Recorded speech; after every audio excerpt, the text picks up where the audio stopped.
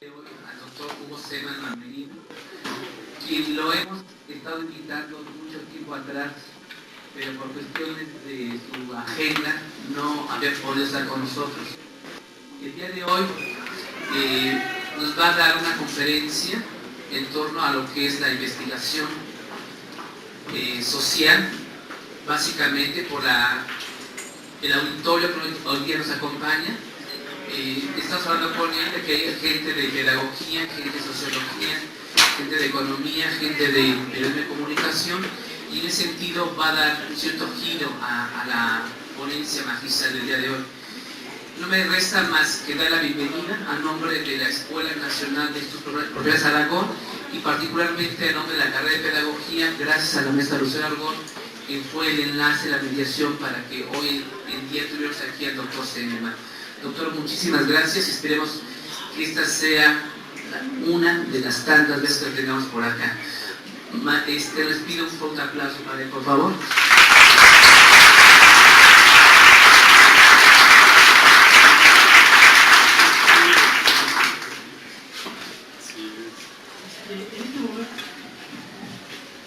¿Se oye? ¿Sí?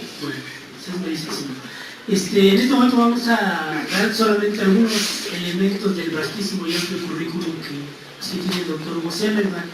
Como ustedes sabrán, él es chileno, además es profesor e investigador del Centro de Estudios Sociológicos del Colegio de México. Entre sus principales publicaciones, sí, también son vastas, por cierto, podemos considerar algunos libros que pueden ser catalogados como clásicos dentro de las ciencias sociales y las humanidades. Podemos estar citando de la historia, la política, la experiencia de América Latina, cultura y política en América Latina, los horizontes de la razón, problemas antropológicos y tópicos de conocimiento. Podemos también citar un libro que se llama Conocimiento y sujetos sociales, ¿sí? Sujeto, existencia y potencia. Estos son solo algunos de los elementos que conforman el vastísimo currículum del doctor Hugo Semelman, y nos parece que esta es una oportunidad muy grata y de esas oportunidades que nosotros como pedagogos no debemos de dejar pasar. Buenos días a todos. Muchas gracias por estar aquí. Es importante para la carrera de pedagogía en particular y para el ENEP Aragón dar la bienvenida al doctor Hugo Semelman Merino en nuestro espacio académico. Pero lo es mucho más para el programa de fomento a la investigación pedagógica, el cual se ha conformado como un colectivo de trabajo en el que estudiantes, mujeres y hombres, y hasta ahora una profesora, nos hemos dado a la tarea de aprender a investigar investigando. La perspectiva epistemológica del presente potencial ha sido el elemento principal de formación de los actores de esta experiencia académica, que deseamos impulsar en la práctica cotidiana de la escuela, y su estudio sistemático requiere de muchas explicaciones serias. Una de ellas es sin duda la del doctor Hugo Semelman. La trascendencia de los trabajos del doctor Semelman está basada en dos aspectos fundamentales desde mi punto de vista. El primero tiene que ver con su larga trayectoria investigativa, que nos ofrece como fruto un sólido trabajo teórico que da cuenta del conocimiento y los sujetos sociales, los problemas antropológicos y utópicos del conocimiento, el uso crítico de la teoría, los horizontes de la razón, etc. Y el segundo elemento es el que hace referencia a una cuestión ética, puesto que su trabajo es de los pocos que no se ha sometido al proceso de domesticación de la burguesía mundial. Y en esta batalla de resistencia político-epistemológica existe un serio esfuerzo por vincular el análisis crítico con nuestra realidad social, abriendo vías para el diálogo en los espacios académicos de las universidades públicas como es la nuestra, la UNAM. En este sentido, la tarea pedagógica se concreta, confrontando grandes marcos de reflexión con los diversos puntos de vista de los actores directos del proceso de enseñanza-aprendizaje. Dichos actores somos nosotros, maestros y alumnos. Conformamos una parte importante de los sujetos sociales que generamos conocimiento en las ciencias humanas y de la sociedad. Pero en particular, Desde el ámbito de la pedagogía estamos haciendo un serio esfuerzo por impulsar la práctica de la investigación que en algún momento alcance la interdisciplinariedad. En este momento cedo la palabra para que, aún ajustando el objeto de estudio, que hoy le hemos solicitado al doctor venga a platicar con nosotros, nos hable de esta gran problemática que implica la investigación social y pedagógica desde la perspectiva epistemológica del presente potencial. Gracias.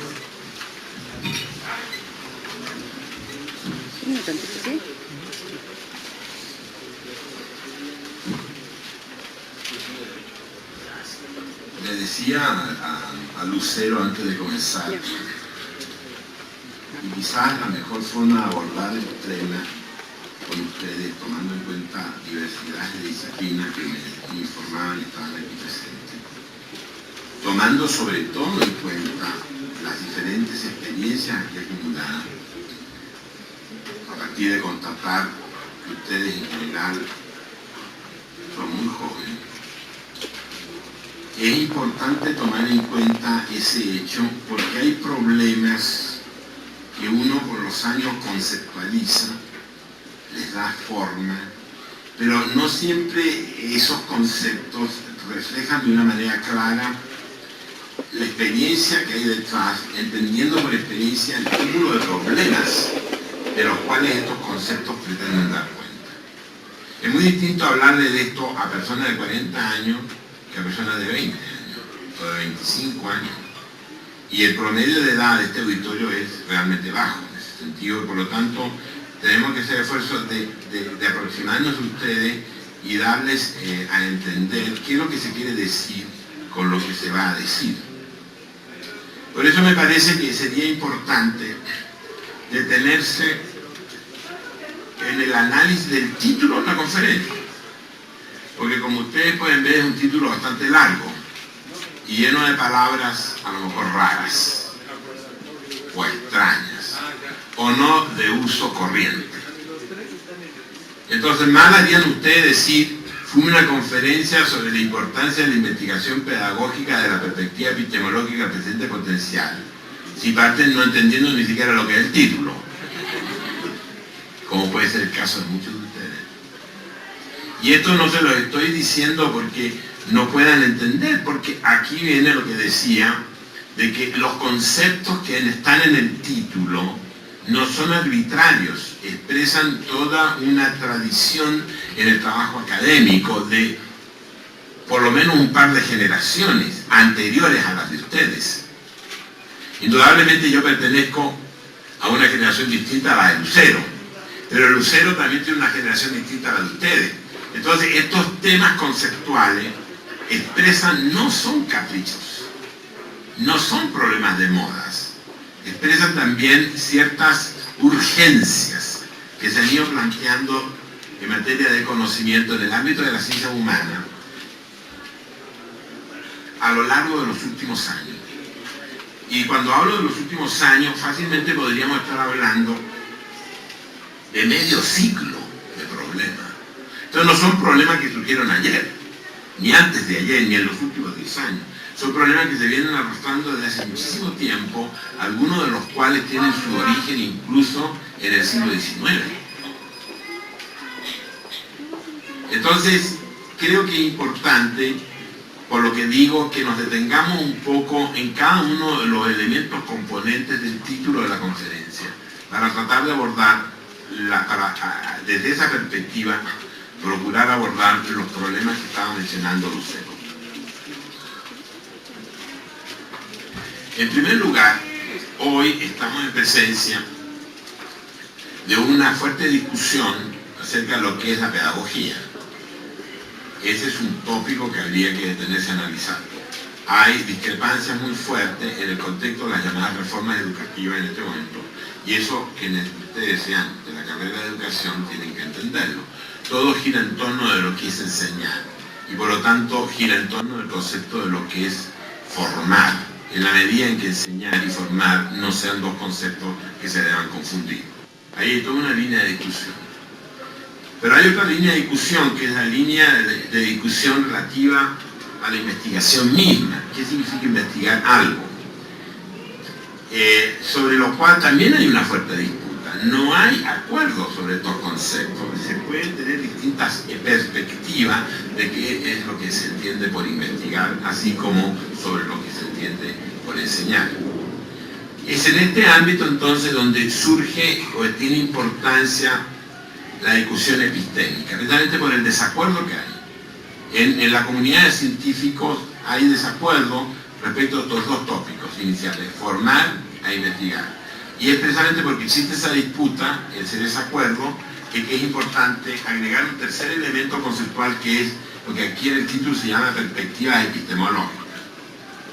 Ahora, ¿qué es eso? ¿Cómo se puede explicar? ¿Qué significa hablar de perspectiva epistemológica, de cualquier cosa? La epistemología es una disciplina que se desarrolla a partir del siglo XIX, también en adelante, y que ha tenido una serie de variantes a lo largo de los últimos 100 años.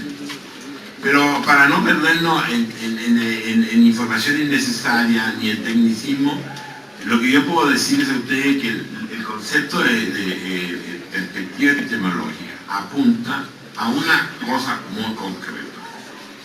Es la preocupación por la forma como el hombre piensa. ¿Piensa qué? Piensa lo que quiera pensar. Piense su historia, piense su sociedad, piense en las propias disciplinas que están enfrentados, como por ejemplo pensar la educación o pensar la ciencia social. Es como el individuo maneja su razonamiento. Por lo tanto, cuando hablamos de epistemología estamos hablando en este contexto concreto con ustedes de formas de razonamiento. Formas de razonar lo que se tenga delante. Formas de razonar la construcción del conocimiento, formas de razonar la teoría, formas de razonar la realidad histórica que tienen delante. Ahora, en relación a este tercer tópico, las perspectivas epistemológicas, también hay desacuerdo. Porque no es difícil darse cuenta que cuando ustedes se enfrentan a temas tan complejos como es forma de razonar, haya más de una escuela. No hay una sola forma de ver el problema. Y esta es una discusión que tiene muchos orígenes y que a lo largo del siglo pasado se complicó muchísimo. No solamente pueden haber discrepancias filosóficas respecto de lo que es la razón humana, de lo que es pensar, sino que después, a lo largo del siglo XX, se fue complicando el cuadro con motivo de la psicología. La psicología que se desarrolla tanto en el siglo XX, en sus distintas variantes, comenzando por el psicoanálisis y todas sus distintas variantes posteriores, además de esas variantes propias del psicoanálisis, surgen otras escuelas de pensamiento psicológica que vienen a complicar el cuadro de lo que significa pensar, como son toda la psicología cognitiva, que indudablemente es una discusión no acabada, una discusión muy amplia, que no es nueva, es también antigua, es una discusión que se genera fácilmente en los primeros 10 o 15 años del siglo pasado, del siglo XX. Entonces tenemos un tercer elemento que también es polémico, porque así como es polémico el concepto de enseñanza, porque hay muchos conceptos, así como hay muchos conceptos de lo que es investigar, también hay muchos conceptos de lo que son las perspectivas epistémicas, porque hay distintas ideas de lo que es razonar, de lo que es la razón humana, etc. Eso entonces es lo que nos lleva a un cuarto término del título, que es lo que en el título aparece como presente potencial. La palabra presente potencial puede ser claramente entendible, en la medida en que entendemos lo que es presente y en la medida en que entendemos lo que es potencial. Sin embargo, pudiera haber también confusiones a este respecto. ¿Qué se quiere aludir con la idea de presente potencial? Lo que se quiere aludir con la idea del presente potencial es simplemente lo siguiente. Se extrañó de lo que estaba diciendo. Es un desacuerdo ya anticipado.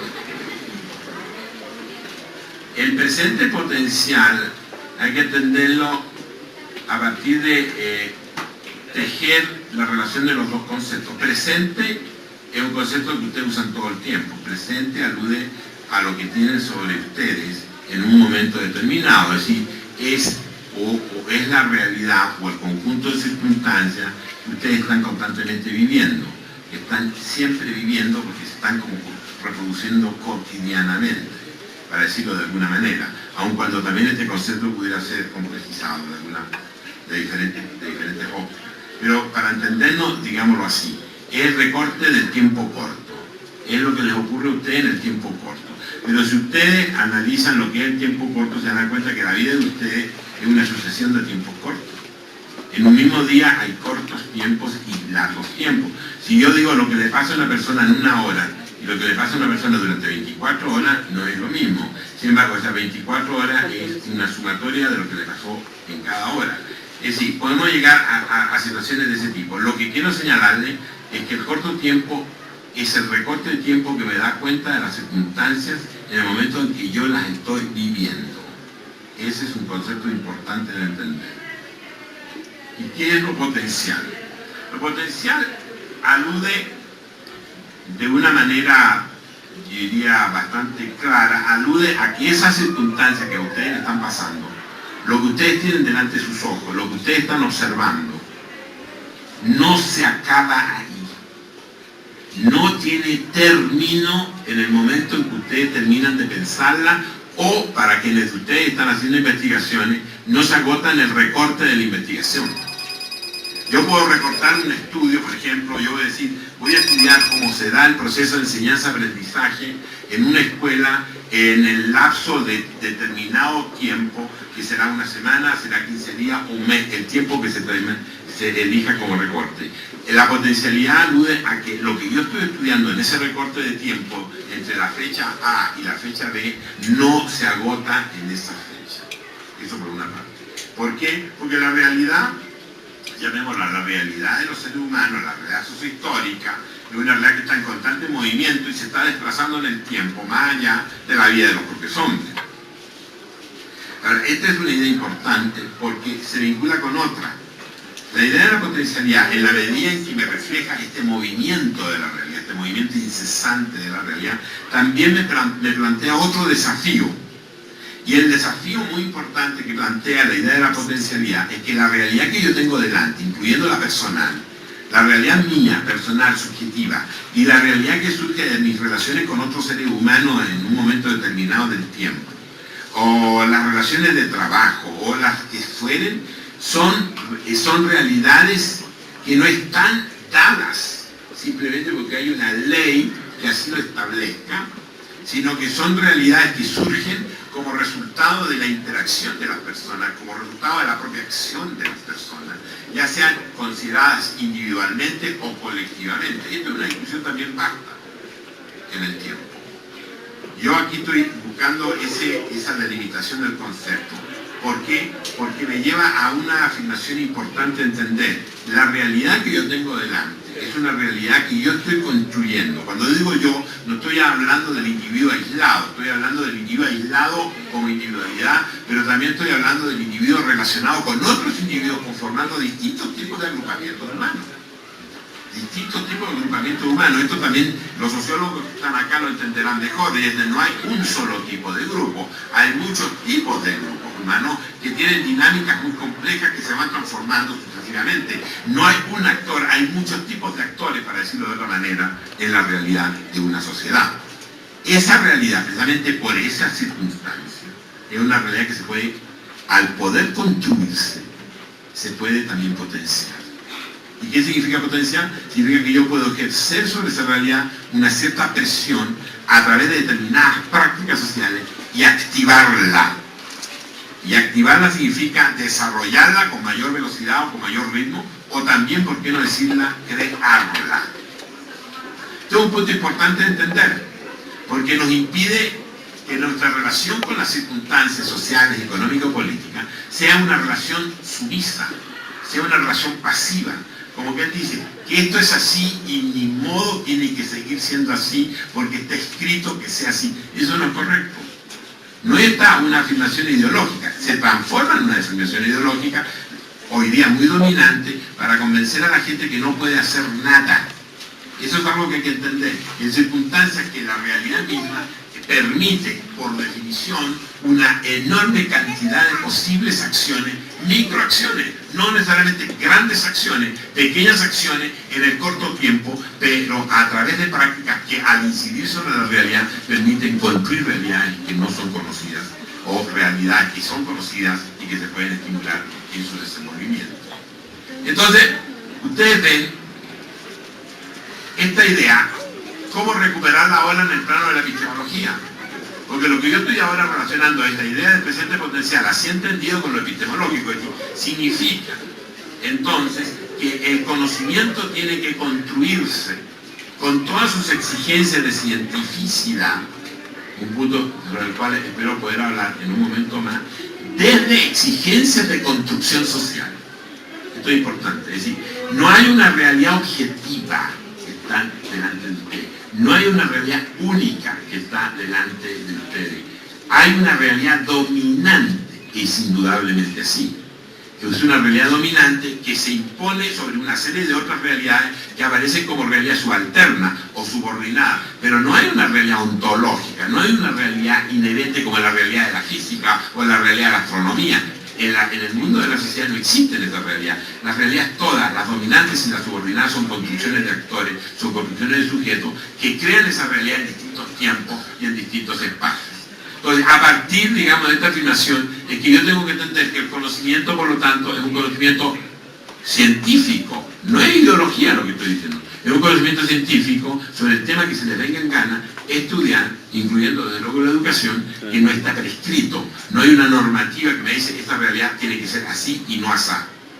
¿Por qué? Porque es una realidad que al ser construida por sujeto puede ser también activada por los sujetos. Esto dicho así es muy sencillo. Se complica el cuadro cuando yo pretendo construir conocimiento.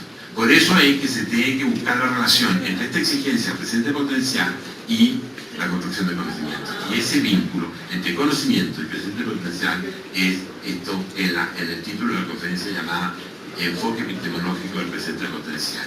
En una palabra consiste en que el conocimiento científico en el ámbito de la sociedad humana se construye desde opciones de construcción. Es un punto importante. Cuestión de que ustedes lean la prensa de México de hoy para darse cuenta de lo que estoy señalando. Es decir, esto lo pueden encontrar en los diarios. Ustedes no necesitan ir a la academia, ni necesitan leer textos muy sesudos sobre el tema. Eso lo ven todos los días.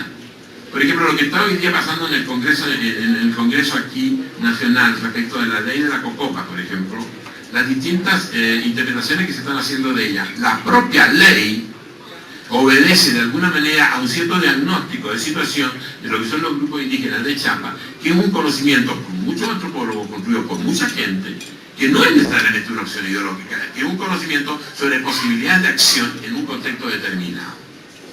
Como se puede oponer a otro conocimiento, el conocimiento que eventualmente pueden estar construyendo otra gente que tiene perspectivas diferentes de lo que debe ser la sociedad mexicana. Si imaginamos, por ejemplo, que Fernández Ceballos fuera un teórico de las ciencias sociales, digamos que ustedes comprenderán que construiría la realidad de manera muy distinta. Y por lo tanto, para construirla de manera distinta, tiene que conocerla de manera distinta.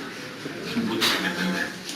Estas son afirmaciones que dichas como yo se las estoy diciendo a veces sencillas. La complejidad, ¿dónde está? ¿Qué es lo que le preocupa a Lucero? La complejidad está en que la gente pueda traducir nociones tan simples como esta en formas de construcción del conocimiento. Y ahí es donde vienen las grandes dificultades. Y la principal de estas dificultades está en el hecho, sobre todo la gente que ya tiene una experiencia en materia de investigación científica, de que aun cuando tengan un pensamiento supuestamente crítico, aun cuando tengan posturas de disenso con respecto a lo que se está diciendo y haciendo en México de hoy, sin embargo, enfrentados al quehacer de la investigación, se sienten prisioneros del discurso, se sienten atrapados por el discurso dominante. Y eso es una dificultad real que hay que discutir. Se sienten atrapados por la bibliografía, se sienten atrapados por lo que se les dice, e incluso, por qué no decir con todo el respeto que merecen, por los profesores, que imponen determinadas formas de abordaje de la realidad. Y esas formas de abordaje de la realidad a veces no son las que se permiten construir un conocimiento desde la exigencia de construir un conocimiento, desde el ámbito de un deseo de construir una realidad distinta a la que ese eventual profesor pudiera querer construir. Eso hay que entenderlo así.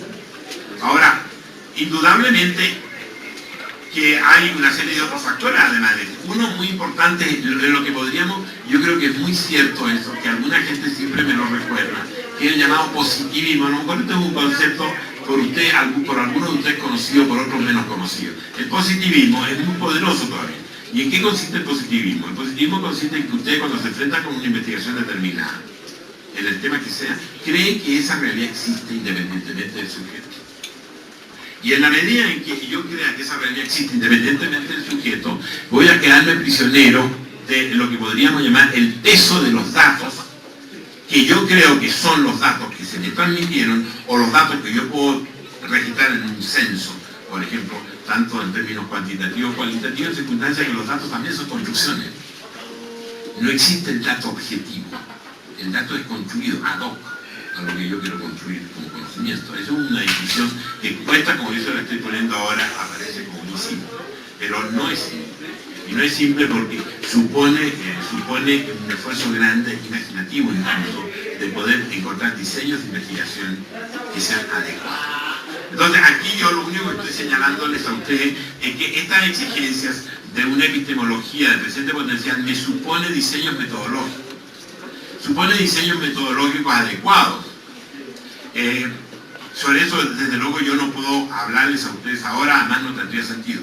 Pero sí tiene sentido plantearles una cuestión que es eje de todas las demás, sin perjuicio de que no podamos discutirla con el afinamiento conceptual del caso. El problema, la cuestión fundamental, para poder pasar, digamos, a investigaciones que me permitan entender de manera diferente la realidad social, que me permitan entender de manera diferente los procesos de formación, de enseñanza-aprendizaje, por ejemplo, para ponerme en esas dos situaciones, que eran las dos primeras que les mencionaba como dos problemas y conceptos de los cuales no hay acuerdo, es tener claro que cualquier proceso de investigación, cualquiera sea el tema, sea de las ciencias sociales, sea de la pedagogía, tiene que tener en cuenta algunas cuestiones elementales. Tiene que tener en cuenta, en primer lugar, que aquello que yo tengo delante, ya sea que me interese la escuela, ya sea que me interese las migraciones, ya sea que me interese cualquier tema de las ciencias sociales, tiene que ser un tema captado, o sea, de alguna manera, con el cual la persona establezca una relación de conocimiento que permita captarla en lo que ese fenómeno es, no como yo lo imagino, sino como en el contexto en que lo estoy estudiando surge. Yo tuve una vieja idea que los sociólogos, por ejemplo, tienen una larga historia a este respecto, que viene del siglo XIX. Por ejemplo, si yo me remito a los clásicos de la sociología, para ponerlo como un ejemplo, y analizo, por ejemplo, las disputas de Durkheim a fines del siglo XIX, las disputas de Durkheim con Spencer, por ejemplo, que es otro clásico del siglo XIX, había un planteamiento de Durkheim con respecto a Spencer, que yo creo que es perfectamente rescatable en términos más amplios que para la sociología hasta hoy día. Que es decir, una cosa es estudiar un fenómeno y otra cosa es estudiar la idea que yo tengo del fenómeno. Es decir, la crítica de Durkheim a Spencer es esta, de que Spencer construyó un discurso de realidad concreta. Lo mismo con los sujetos. Porque hay una enorme dificultad para entender los movimientos sociales, como la hubo para entender, por ejemplo, el movimiento indígena. Porque no se parte de una abertura mental frente a los contextos históricos, sino que más bien la mente del que investiga se encierra en una idea, que es un preconcepto sobre esa realidad, y termina, por lo tanto, deformando esa realidad para poder estudiarla de conformidad con las exigencias que la idea, que es un estereotipo, un prejuicio, un a priori, se tiene sobre la realidad. Lo mismo pasa con la enseñanza.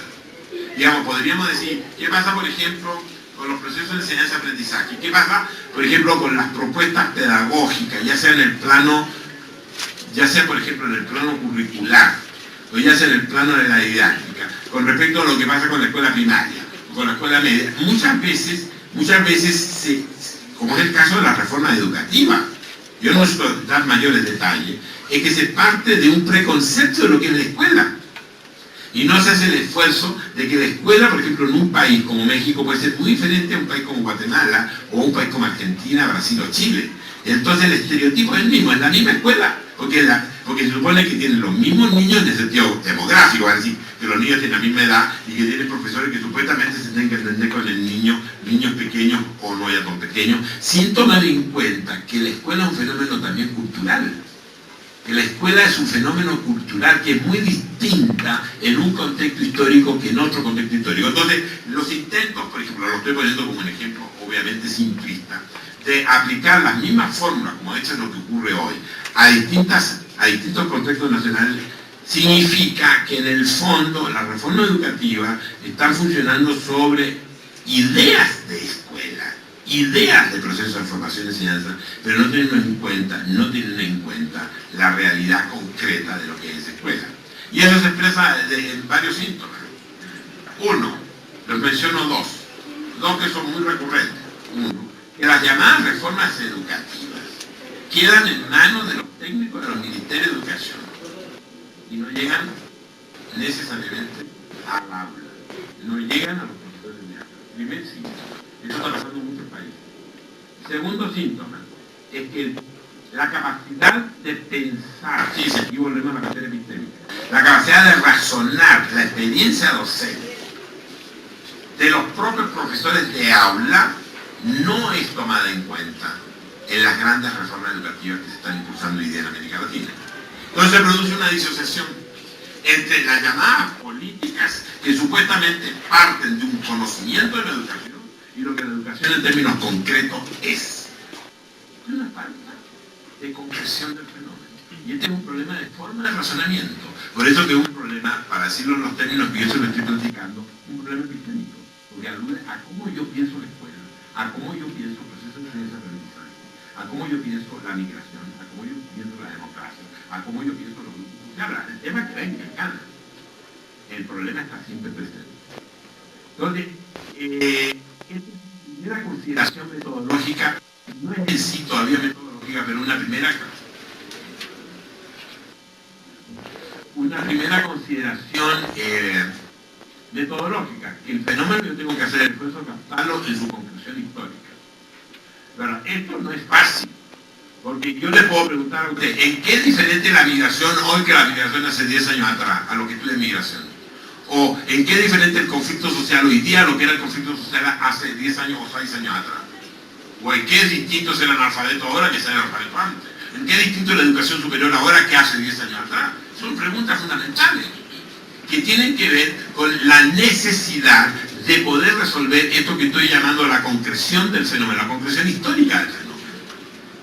Y no creer que las definiciones que se le imponen a través de los textos, oficiales o no oficiales, o a través de la bibliografía, de la academia, sea la única forma de entender el fenómeno, porque eso indudablemente puede llevarme a un error, porque ahí hay una lectura determinada del fenómeno que puede no coincidir necesariamente con la que en este momento está, con lo que en ese momento ocurre con el fenómeno. Ahí hay una primera cuestión: cómo captar la historia, en el fondo, del fenómeno que yo tengo delante. Y esto es evidentemente un tema complejo, porque entre no lo puedo entrar en detalle, porque aquí sí entramos en complejidad, que entre lo que ustedes son, como ustedes están pensando, y aquello que tienen delante de los ojos, no hay una relación clara, no es una relación directa, no es una relación transparente. La realidad se oculta, y hay que ir tras esos ocultamientos para llegar a descubrir lo que es esa realidad. Eso serían, digamos, las mediaciones que de alguna manera operan entre el sujeto que conoce y el objeto que quiere conocer. Una segunda cuestión muy importante que yo quisiera mencionarla como ejemplo de problemas metodológicos que no están necesariamente contemplados siempre en las posturas puramente epistémicas, o si lo están, no están necesariamente resueltos operativamente, que es saber plantearse un problema. Una cuestión tan elemental como es: Hay muchos trabajos de investigación en el ámbito que sea de la educación o fuera de la educación, que sí, que llegan a determinadas conclusiones, que manejan bibliografía, a veces mucha bibliografía, pero no tienen problema, no hay un problema. Y es evidentemente la falta de problema algo fundamental, porque si yo estoy tratando de decir algo sobre una realidad, por ejemplo de un país determinado, y no construyo un problema, yo estoy corriendo el riesgo serio de quedar prisionero del conocimiento acumulado o de las bibliografías ya escritas. Se trata entonces de crear un problema, formular un problema. ¿Y qué significa formular un problema? Formular un problema precisamente es el modo que el investigador, si hablo de investigadores, que el investigador tiene para establecer una relación con lo que tiene delante. Pongamos el ejemplo de la democracia. Yo quiero estudiar la democracia, por ejemplo, que alguno de ustedes quiera estudiar la democracia. ¿Qué significa decir quiero estudiar la democracia? ¿Qué significa eso? ¿Significa que van a estudiar lo que se dijo sobre la democracia? Entonces caemos en lo que ya Durkheim le decía a Spencer, es decir, usted está estudiando ideas de fenómenos, no los fenómenos. Dos, ¿va a estudiar la democracia como una cuestión objetiva que está ahí adelante? Como si la democracia no pudiera ser vista de mil maneras diferentes sin dejar de ser democracia. No. Entonces, supone que yo tengo que definir desde dónde estoy leyendo la democracia. Es decir, usted analiza, por ejemplo, los discursos políticos del México de hoy, sobre las reformas constitucionales, por ejemplo, en este momento en discusión, como digo, la ley indígena, a ustedes se verán de manera muy clara, hoy día mismo salen una serie de artículos en la prensa, que hay muchas ópticas para leer la democracia, muchas, no una sola. Digamos, así como el sol y las estrellas se pueden leer desde muchas perspectivas, siendo en sí mismos fenómenos objetivos, entre comillas, porque son ajenos al hombre, con mucho mayor razón en el caso de los fenómenos sociales o de la sociedad humana que son construidas por el hombre. Entonces, si yo no sé desde dónde estudio la democracia, no puedo estudiar la democracia. Pero para poder contestarse la pregunta, ¿desde dónde estudio la democracia? Tiene que tener clara otra pregunta. ¿Para qué la quiero conocer? Porque si yo, por ejemplo, en un escenario ficticio, que no es tan ficticio por otra parte, yo dijera, a Marco le interesa la democracia y también a Fernández Ceballos le interesa la democracia. ¿Es la misma democracia? No es la misma democracia. Entonces, el conocimiento que se genere, el conocimiento sobre la democracia no puede ser el mismo. Tan elemental como eso. Es decir, lo mismo ustedes podrían decirlo de frente a cualquier fenómeno. Por ejemplo, el fenómeno le llamaba multiculturalidades, o el problema de la interculturalidad, que es un tema que en este momento está, diría yo, agobiando a la educación en este país, sin resolverla. Esa es la verdad de las cosas. También lo mismo, es decir, ¿qué es interculturalidad, por ejemplo, para un profesor bilingüe de la montaña de Guerrero? ¿Y qué es la biculturalidad o interculturalidad para un técnico que estudió, qué sé yo, cualquier cosa en el extranjero, que llegó y se enquistó en el Ajusco y nunca salió del Ajusco, en el sentido de la UPN? Es distinto, es muy distinto. Digamos decir, pero estoy hablando de lo mismo, estoy empleando la misma palabra, estoy hablando de la palabra democracia en un caso, estoy hablando de la palabra interculturalidad en el otro, pero ¿qué es el fenómeno? Es distinto por una razón, porque me interesa por razones diferentes estudiarla.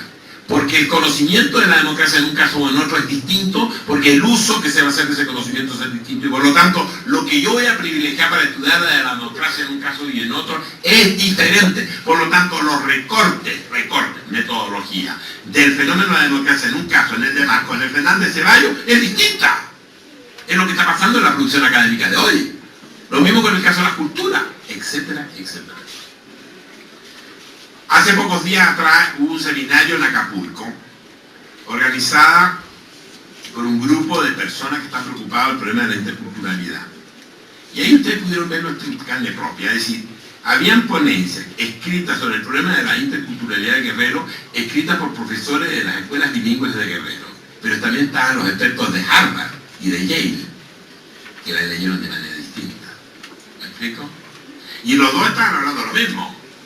y estaban físicamente en el mismo lugar, y podrían incluso conformar en la misma mesa de discusión. Y aquí yo no estoy atribuyendo intencionalidad, porque a lo mejor ese gringo de Yale que estaba allí estaba bien intencionado, no tenemos por qué dudarlo.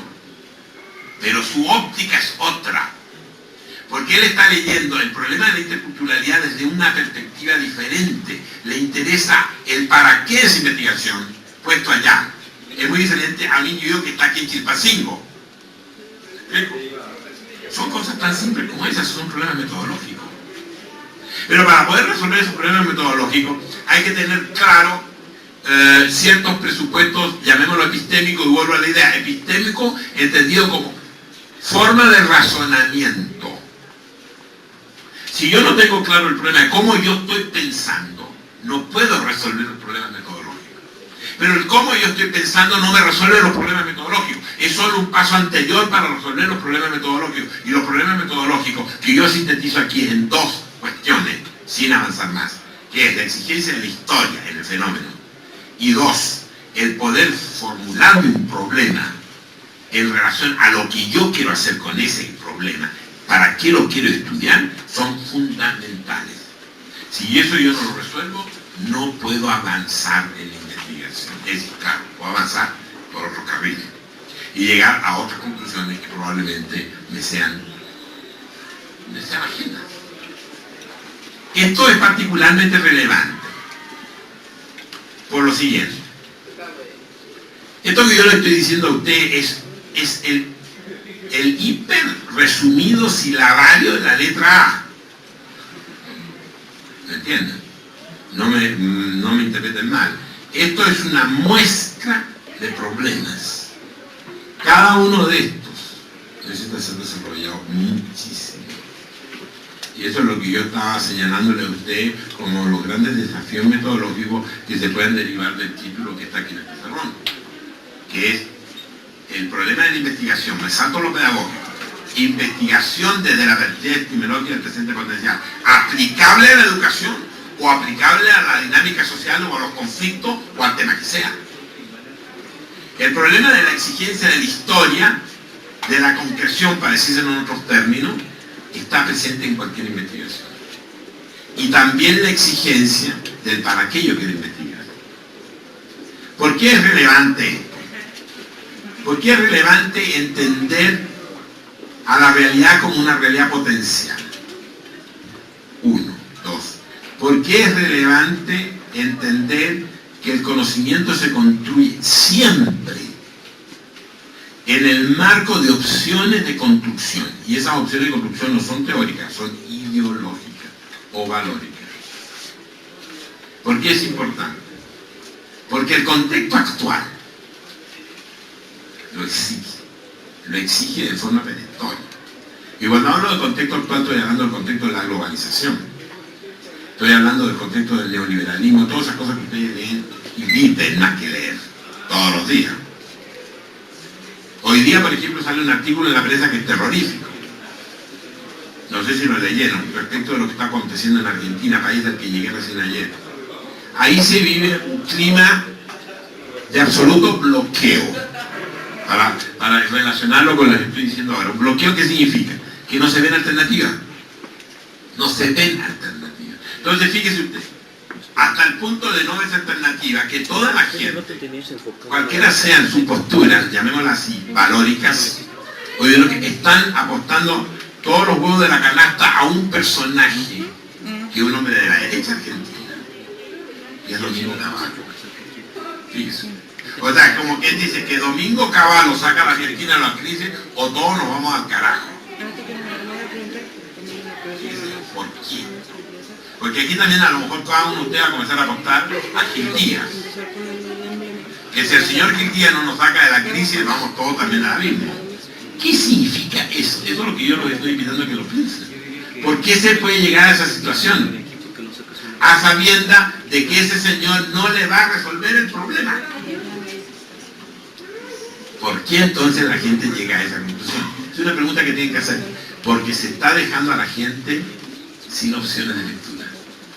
No se ven las cosas de otro modo, solo de un modo. Y se impone ese modo.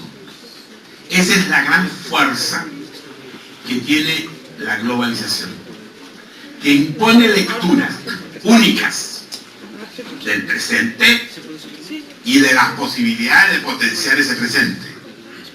Es en este contexto entonces de ruptura de esa unilateralidad en las lecturas, o por decirlo de otra manera, de estas lecturas tan autoritarias de alguna manera, pero encubiertas, sí, totalmente encubiertas, porque no aparece ningún discurso como autoritario, todos los discursos por el contrario aparecen como plurales, hasta como liberales, pero en el fondo son terriblemente autoritarios porque imponen una lectura de una manera muy tramposa. Esta es la realidad y no hay otra realidad. Por lo tanto, si queremos sobrevivir tenemos que ajustarnos a esta realidad. Entonces todos vivimos tratando de darle respuesta a lo que probablemente no tenga respuesta, que cómo hacer funcionar mejor el modelo neoliberal. Fíjense lo que significa eso. Y muy poca gente, que los hay, por supuesto que los hay aquí en este país, más que en otros, diría yo, por mucho que esto les extrañe, pero sí los hay, se hace un esfuerzo de lectura opcional. Vuelvo a la idea de opcional. Que esto se puede leer de otras maneras. Pero eso es un esfuerzo intelectual importante, ¿se dan cuenta? Porque no es fácil, no es un problema de santa inspiración, no es que venga la divina providencia iluminar en la mente, si es que no hacen el esfuerzo de serlo. Y es parte de ese trabajo el problema de investigación. Es parte de ese trabajo de romper con ciertos órdenes de lectura y tratar de ver las cosas de otro modo. Es parte de ese problema la cuestión epistémica. O sea, cuando uno dice epistemología y las metodologías consiguientes, aparece como hablando uno de cosas muy, si no esotéricas, por lo menos muy de grupos elitistas. Como que son un grupo de personas muy chiquititas y muy pequeños, de esos que no se ensucian las manos, que están en sus torres de marfil. No es cierto. También ocurre eso, por supuesto. No estoy con esto haciendo una defensa incondicional de la academia. Pero dentro de la academia también hay distintos tipos de lectura. Y quienes están planteando el problema de la necesidad de leer la realidad de una manera diferente, pueden ser de la academia o pueden ser fuera de la academia. Lo importante es encontrar la solución al punto, que es organizar esa lectura. Y esa lectura no es solamente producto de una buena gana de hacerla, del buen deseo, ni de la generosidad. También puede exigirla. Hay que hacer un esfuerzo intelectual importante.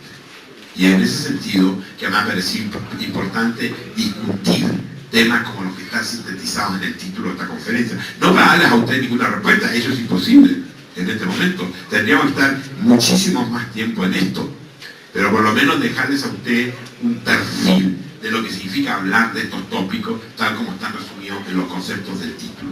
Lo que se requiere entonces es liberar el pensamiento, liberar el pensamiento de los atrapamientos, de las cárceles mentales que se imponen, y poder ver distintas realidades en lo que se pretende que sea solo una realidad.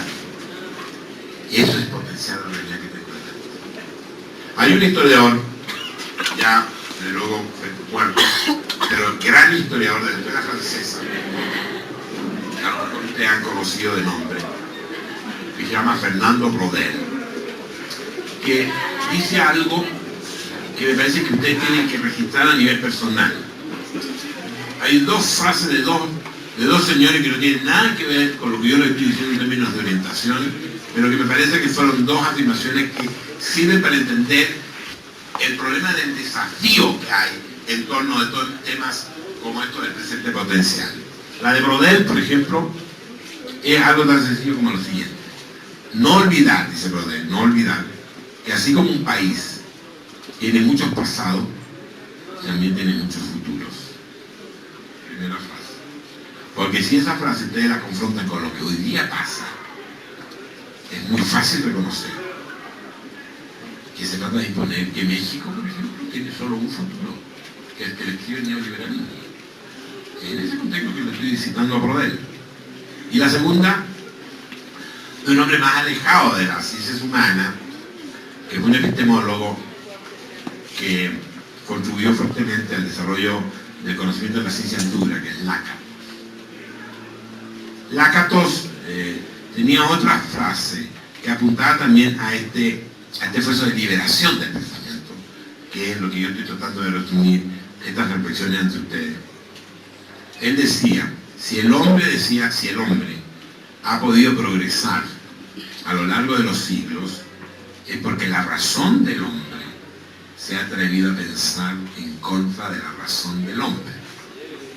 Y aquí volvemos entonces a la vieja idea de las formas de razonamiento. Si yo creyera que hay una sola forma de pensamiento, estaríamos también en la época de los griegos o en la época de la escolástica medieval. Y es precisamente porque hay muchas formas de entender la forma de pensar que nos los está exigiendo además la vida de la sociedad y la vida del propio hombre, es que el hombre ha podido progresar porque ha sido capaz de cuestionar sus certezas, sus verdades. Hoy tenemos ese desafío. Hoy día nos influyen cotidianamente una cantidad de afirmaciones que llegan hasta nosotros como verdades imposibles de cuestionar. De lo que se trata es de cuestionarla. Pero para cuestionar esas verdades económicas, políticas, culturales, etc., sobre la sociedad nacional, sobre la sociedad mundial, es necesario ejercer la capacidad de pensar. Por eso la importancia de la dimensión epistémica. ¿Qué es eso? El ejercicio de pensar para descubrir las realidades ocultas y poder, al conocerla, activarla y darle a los procesos históricos una dirección que no se quiere que se tenga. Gracias.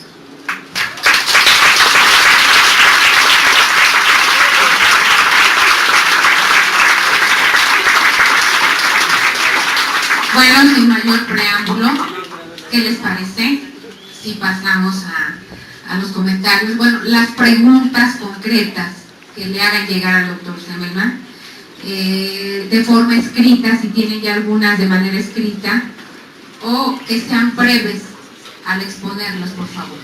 ¿Quién empieza? ¿Quién quiere hacer alguna pregunta?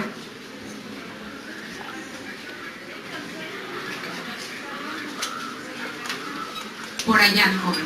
Sí. Usted está hablando de una guerra de paradigmas. ¿Me puedes levantar, por favor? Usted está hablando de una guerra de paradigmas. Hay un paradigma que es el que impone la sociedad dominante. Entonces, es el término, pero es... A ver, algo más. Otra pregunta para que conteste. Por acá. Sí, compañero.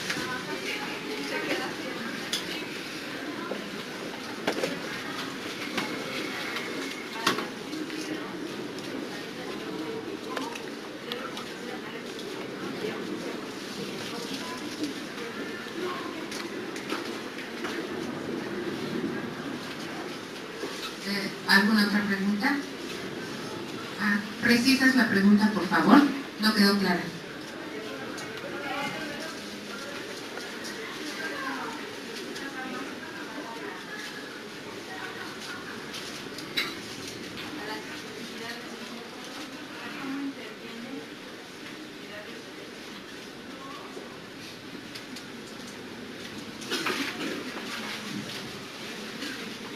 Sí, adelante, compañero.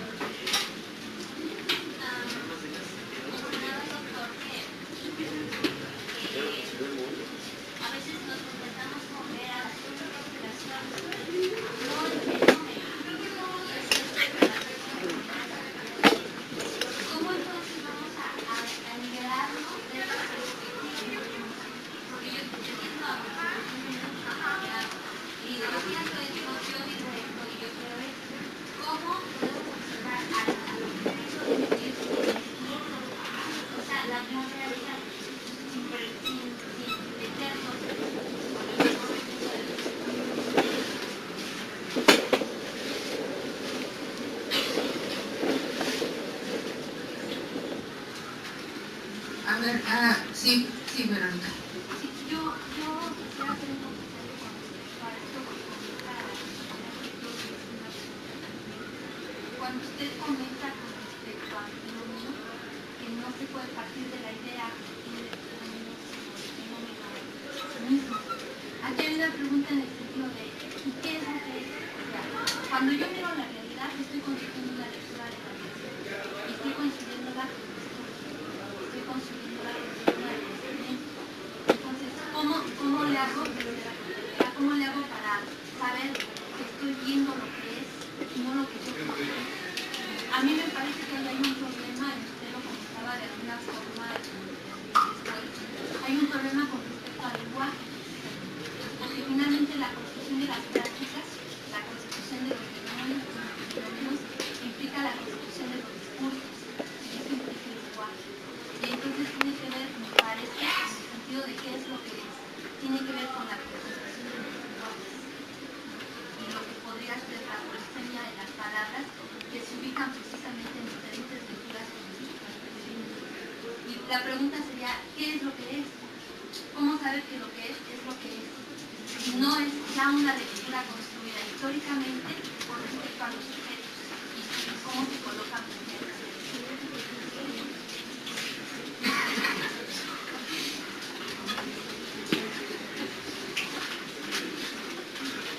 Efectivamente, no me gusta la palabra, pero siempre ha habido un conflicto de las lenguas. El problema está, ¿por qué hoy día es importante plantearlo? Siempre ha habido porque el hombre nunca ha pensado igual, digamos, es decir, hay distintas ópticas, y si no, la discusión en el ámbito de la filosofía, por ejemplo, lo muestra de manera muy clara. Hay distintas visiones del mundo, hay distintas visiones de realidad o de futuro que influyen fuertemente en la construcción del conocimiento. O sea que en este momento estamos en presencia, sin duda alguna, de enfrentar, yo no diría un paradigma, sino básicamente un conjunto de parámetros, creo que la palabra le queda claro, de parámetros que imponen una forma de pensar la realidad, porque imponen un concepto de realidad en el que el concepto de realidad aparece como identificado como lo único real. Y esto es algo que hay que entender bien, digamos. Es decir, cuando ustedes analizan, por ejemplo, qué sé yo, diversos problemas, por ejemplo, como el problema del desarrollo.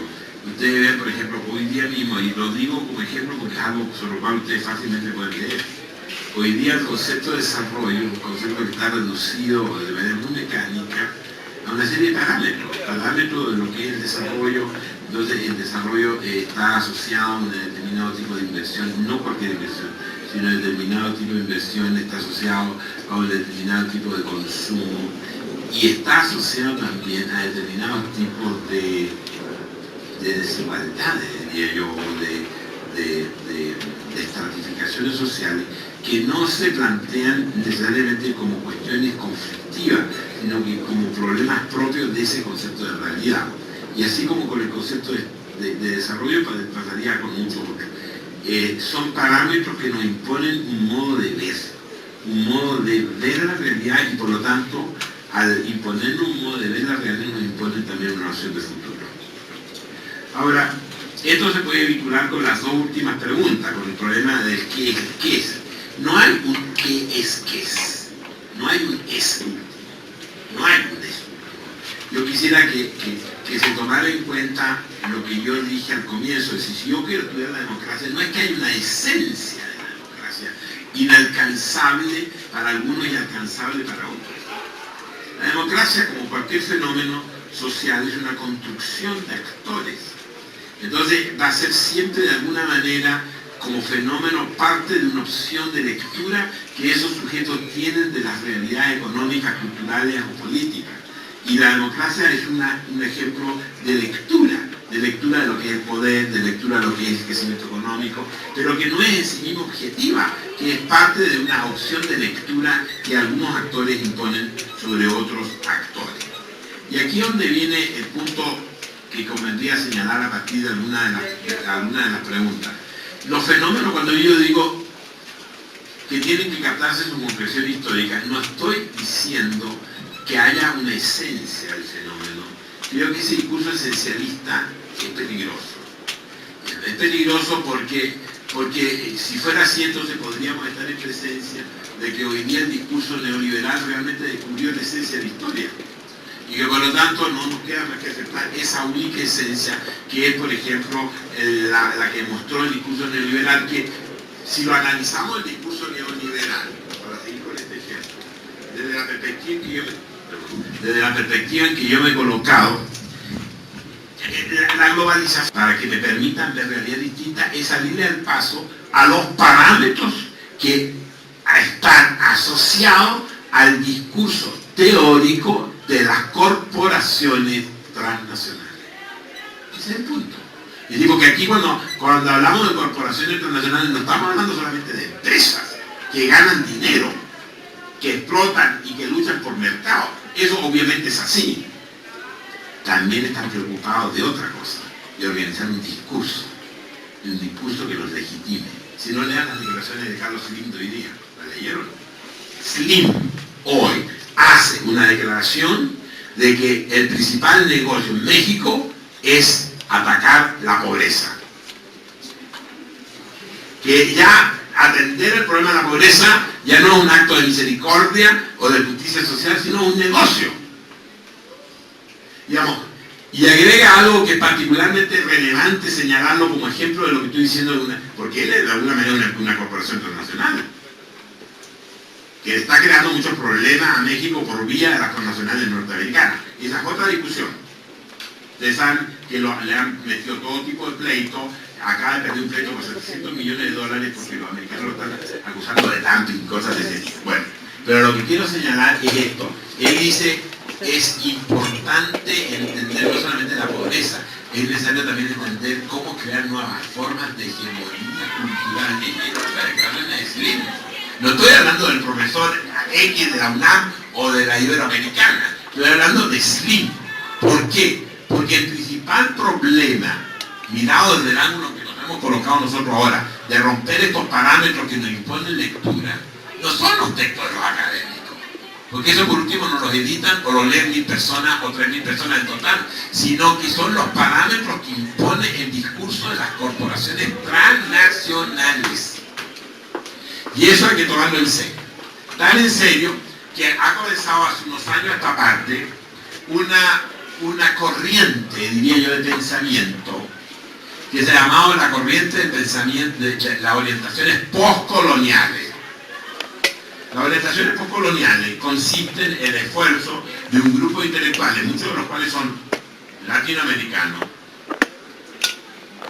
de tratar de romper con estos parámetros, y al romper con estos parámetros, de comenzar a mostrar, como quien derrumba un muro, de que hay otras realidades, que las realidades que nos están de alguna manera afectando son realidades que se pueden nombrar de una manera distinta a como un discurso hegemónico colonial lo está tratando de hacer. Me explico lo que estoy señalando. Es decir, aquí hay un problema que tiene que ver con las dos últimas preguntas. ¿Por qué? Porque tiene que ver con el problema de la objetividad del fenómeno. Tiene que ver con la objetividad del fenómeno, entendida la objetividad del fenómeno como concreción histórica. Y cuando hablamos de concreción histórica, no estamos hablando de una objetividad ontológica. Estamos hablando de cómo el fenómeno se está expresando en un contexto histórico preciso.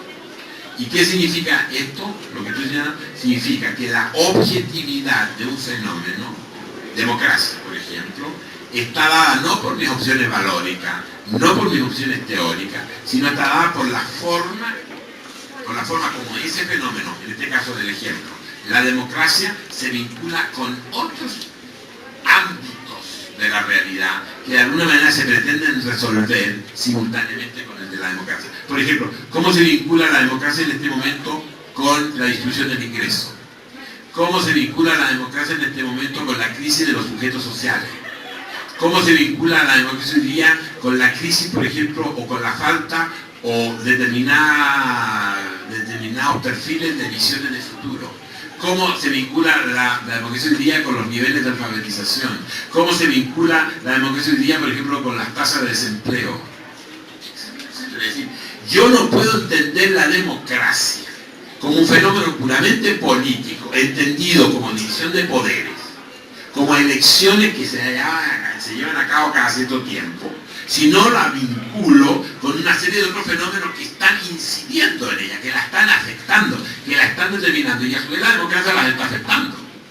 Como podría ser una pregunta adicional, ¿cómo se determina la democracia en términos electorales? Es decir, no vamos a decir que toda la democracia está sometida a la misma ley electoral, es decir, hay leyes electorales que determinan una forma de democracia y hay otras que determinan otra forma de democracia.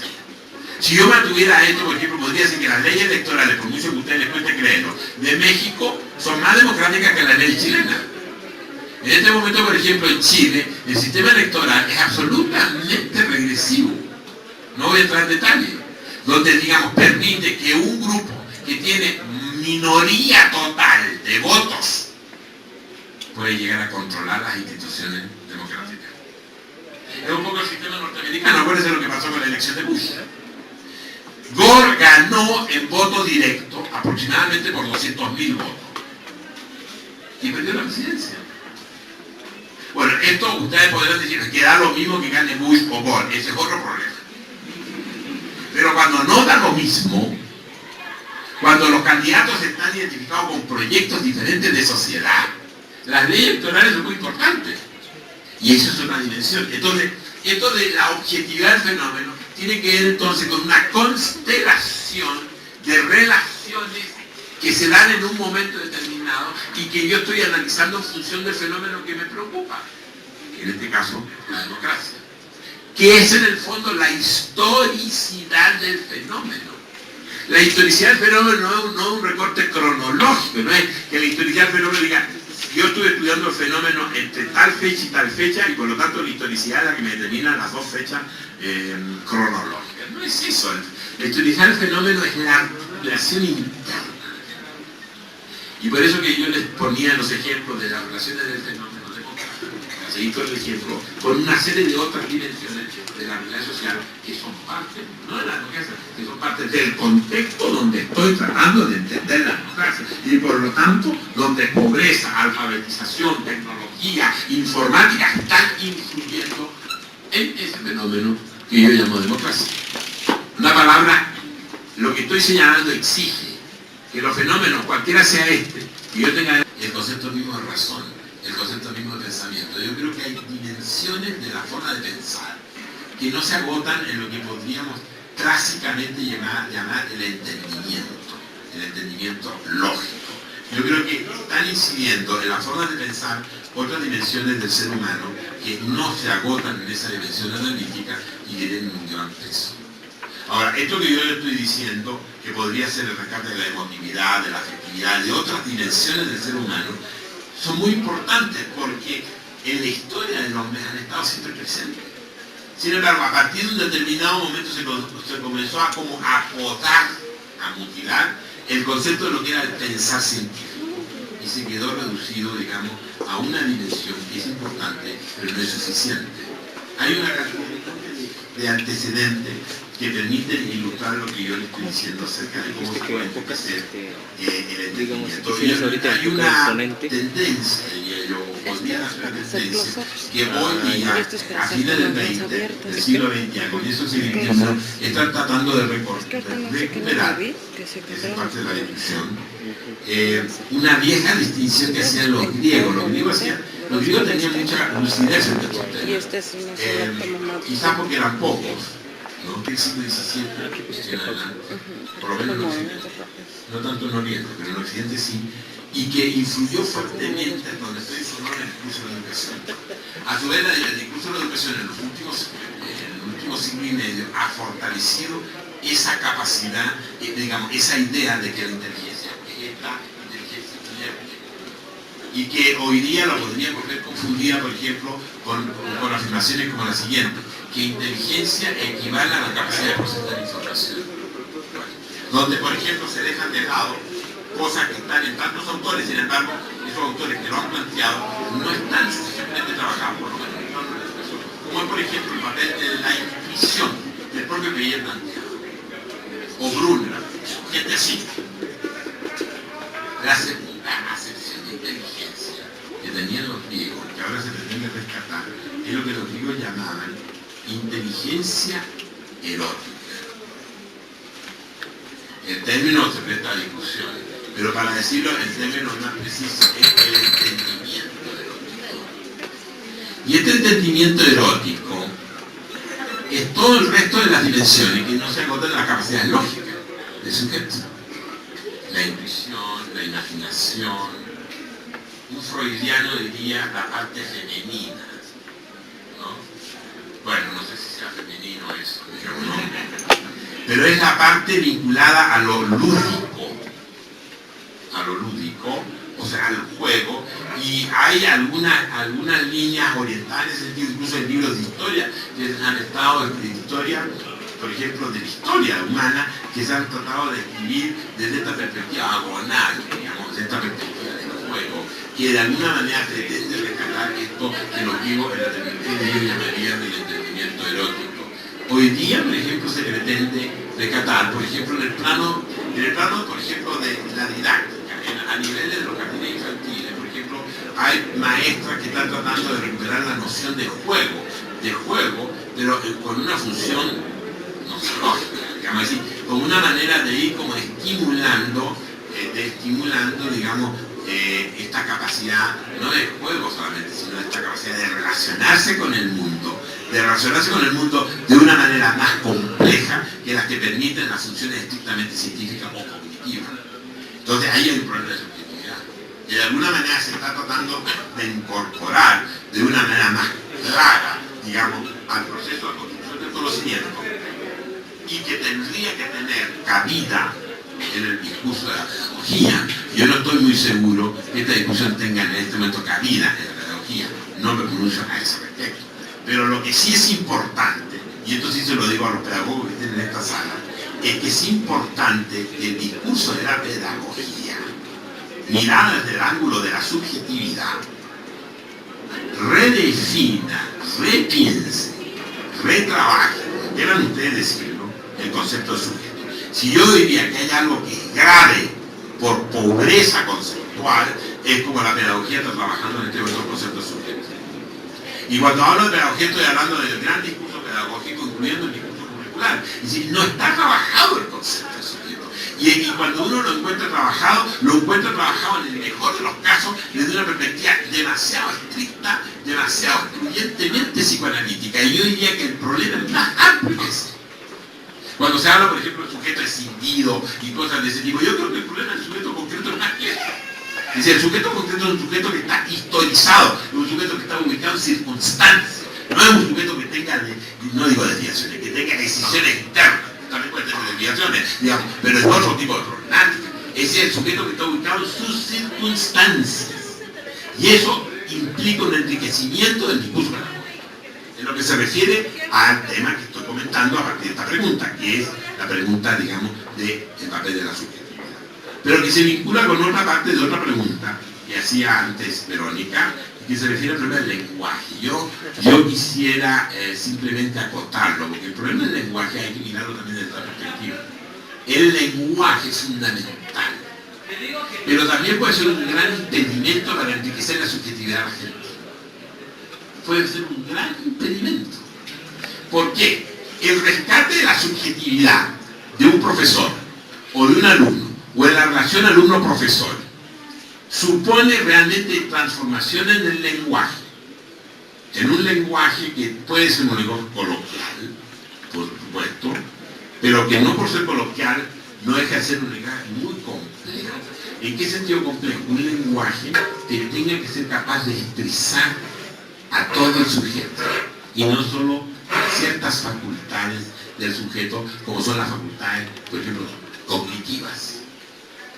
Los lenguajes cognitivos, por decirlo de alguna manera simplista, no necesariamente incorporan los lenguajes lúdicos. Y los lenguajes lúdicos pueden ser parte importante de los lenguajes volitivos. Es decir, no podemos entonces trabajar con una sumatoria de lenguaje. Es decir, hay que encontrar lo que podríamos llamar una suerte de orquestaciones de lenguaje adecuado al sujeto concreto que le permitan potenciarse desde su propia subjetividad. No sé si estoy claro en lo que estoy diciendo a usted. Y ese es un tema no resuelto. Digamos, Brunner anticipa algunas cosas, por ejemplo, cuando rescata el concepto de narración, pero no es suficiente. Es decir, yo diría que eso habría que trabajarlo, y creo que hay basamentos. Por ejemplo, hay basamento, por ejemplo, en la propia epistemología genética, en la medida en que ustedes se salgan un poco de los bordes de la epistemología genética y comiencen a analizar esos temas que de alguna manera están planteados ahí, que son los temas, llamémoslo así, que bordean a la dimensión biológica o psicobiológica de un individuo, y ya entonces comienzan ustedes a enfrentarse con mediaciones que ya no son ni psicológicas solamente, ni menos psicobiológicas, ni menos todavía biológicas. Enfrentamos ahí los problemas de la cultura, pero la cultura cómo está de alguna manera afectando a esta unidad psicobiológica que es una persona, y eso es parte del lenguaje. Digamos, y sobre todo teniendo en cuenta un reclamo que se hacía en la lingüística, por ejemplo, en el siglo XIX, que es una afirmación genial, diría yo, de Humboldt, que yo siempre la repito, porque es una manera de no perder de vista el lenguaje y no reducirlo a un problema estructural y de especialista, que sería todavía peor, que es entender que el lenguaje, fíjense ustedes, a veces ustedes captan así como las dos sentencias anteriores que yo les mencionaba, es de que el lenguaje es la forma que tiene el hombre concreto, de enlazarse con el mundo. La palabra clave aquí son dos palabras clave. Enlazarse, amarrarse, abrazarse, como quieran decir, vincularse, y también lo quiero decir, constituir mundo. Y la idea del mundo. La idea del mundo, con la idea fenomenológica, que rompe totalmente con el positivismo del siglo XIX y también del siglo XX, que es en el fondo entender la realidad no como una constelación de objetos que tengo delante, a las cuales muchas veces ciertas deformaciones pedagógicas curriculares tienden a acrecentar, y es transformar la realidad en un conjunto de objetos disciplinares. La realidad no es eso. Esas son convenciones. La realidad es más o es menos, eso no importa. Son ámbitos en los que el hombre puede desplegarse en el conjunto de sus facultades, no solo cognitivas, sino de las otras. La emotiva, la cognitiva, las imaginarias, etcétera, etcétera, y desde luego su práctica. Ese mundo, entendido así, es con el cual el hombre, a través del lenguaje, se está constantemente enlazando. Por lo tanto, cuando hablamos del lenguaje, estamos hablando de esa dimensión, de cómo el hombre se le puede desarrollar la capacidad de incrustarse, de insertarse en posibilidades del mundo. ¿Se dan cuenta de lo que significa eso? Y es lo que hoy día está explícito. Porque si uno comienza a analizar este problema a la luz, por ejemplo, de más tecnología educativa, ¿quién se lo cuenta? Porque se trataría, digamos, que el individuo desarrolle capacidades de procesamiento de información, ser diestro, pero ser diestro no significa ser capaz de rescatarse como sujeto. Es como volver al concepto del Homo habilis, que es una versión de la especie humana anterior del Homo sapiens. Pero la educación de repente es la educación a uno que está como volviendo al Homo habilis, que era el hombre capaz de resolver instrumentalmente los problemas, con la diferencia que ahora no lo resuelven con el hacha de piedra, sino que lo resuelven con la informática. Pero el problema lógico puede ser el mismo. Hoy día estamos enfrentados al desafío del conjunto de las facultades del hombre, y en ese plano entonces ubico estas consideraciones que vinculan lenguaje, subjetividad y la idea de sujeto. No puedo decir gracias.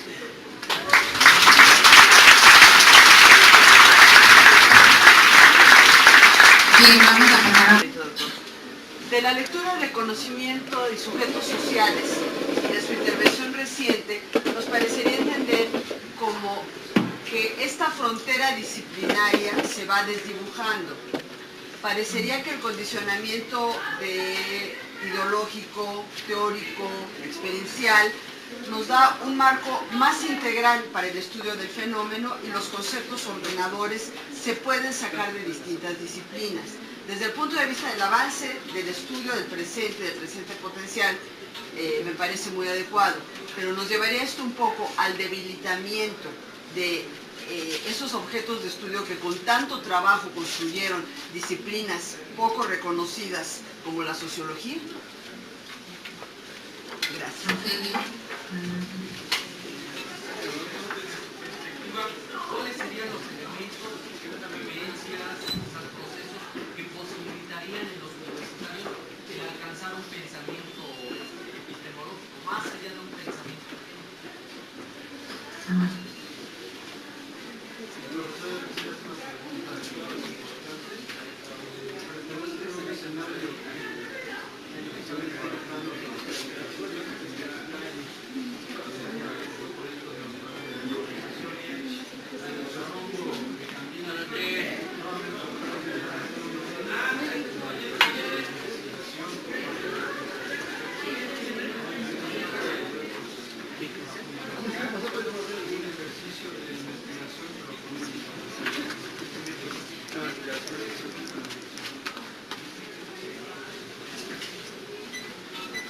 Karina.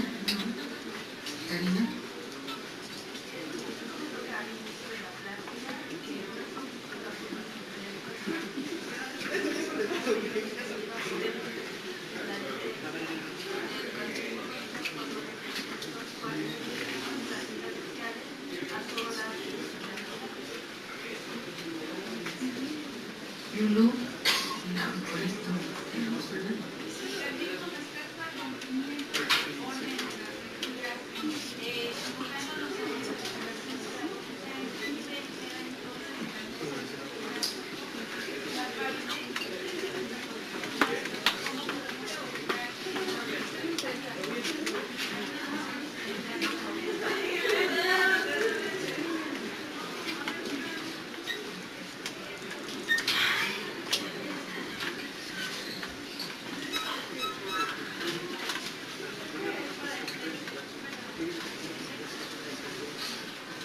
La primera pregunta se vincula con la disciplina.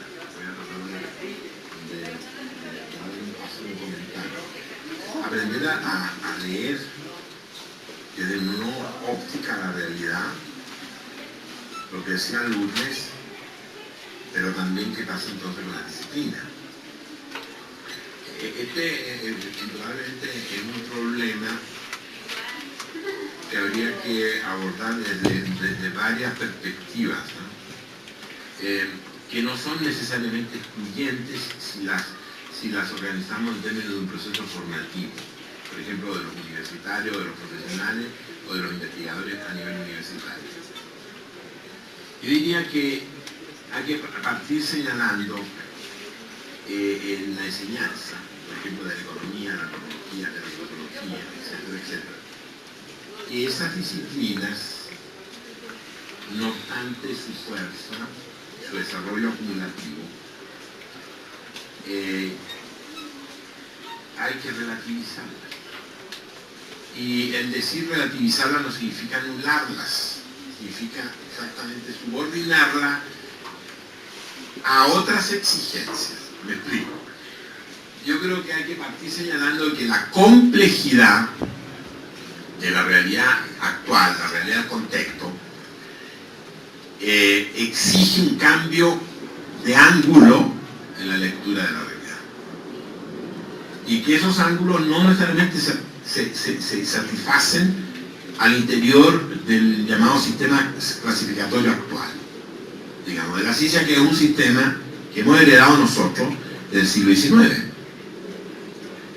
de mediados del siglo XIX, y que se han mantenido casi sin cambios durante 150 años. Las disciplinas científicas son ángulos de lectura propios de un momento del desarrollo del conocimiento social. Pero hoy ese mismo conocimiento social nos está obligando a cambiar esos ángulos de lectura, a enriquecerlo. Y ese enriquecimiento no supone eliminar las disciplinas, pero sí supone comenzar a analizarlas desde perspectivas no estrictamente disciplinarias.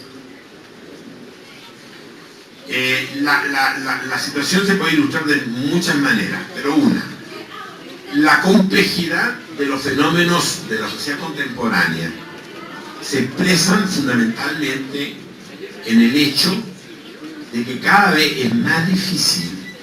Hay dos complejidades que quiero acercar, y sin prejuicio de que puedan señalarse otras. Dos complejidades que yo quisiera destacar. Las dos son de fácil comprensión, pero tienen orígenes diferentes. Una es entender que los fenómenos de la realidad sociohistórica no se pueden entender con lógicas fragmentarias. Con lógica fragmentaria significa con lógica que los aíslen al fenómeno de sus contextos de ocurrencia. Eso lo vemos todos los días. Por ejemplo, que los fenómenos económicos no se pueden cabalmente entender rompiéndose sus vinculaciones, por ejemplo, con dimensiones estancos, o sea, compartimentos aislados de la sociología, de la antropología, de la economía, etc. Pero hay una segunda complejidad que nos afecta a partir de finales del siglo XX, que no estuvo presente antes, pero que es un deber nuestro comenzarla a abordar, que es la inseguridad que nos heredó el siglo XX respecto de las leyes de la sociedad. Esto es una afirmación fundamental. No se las estoy planteando a ustedes como una verdad, se lo estoy planteando a ustedes como un problema. Me aclaro.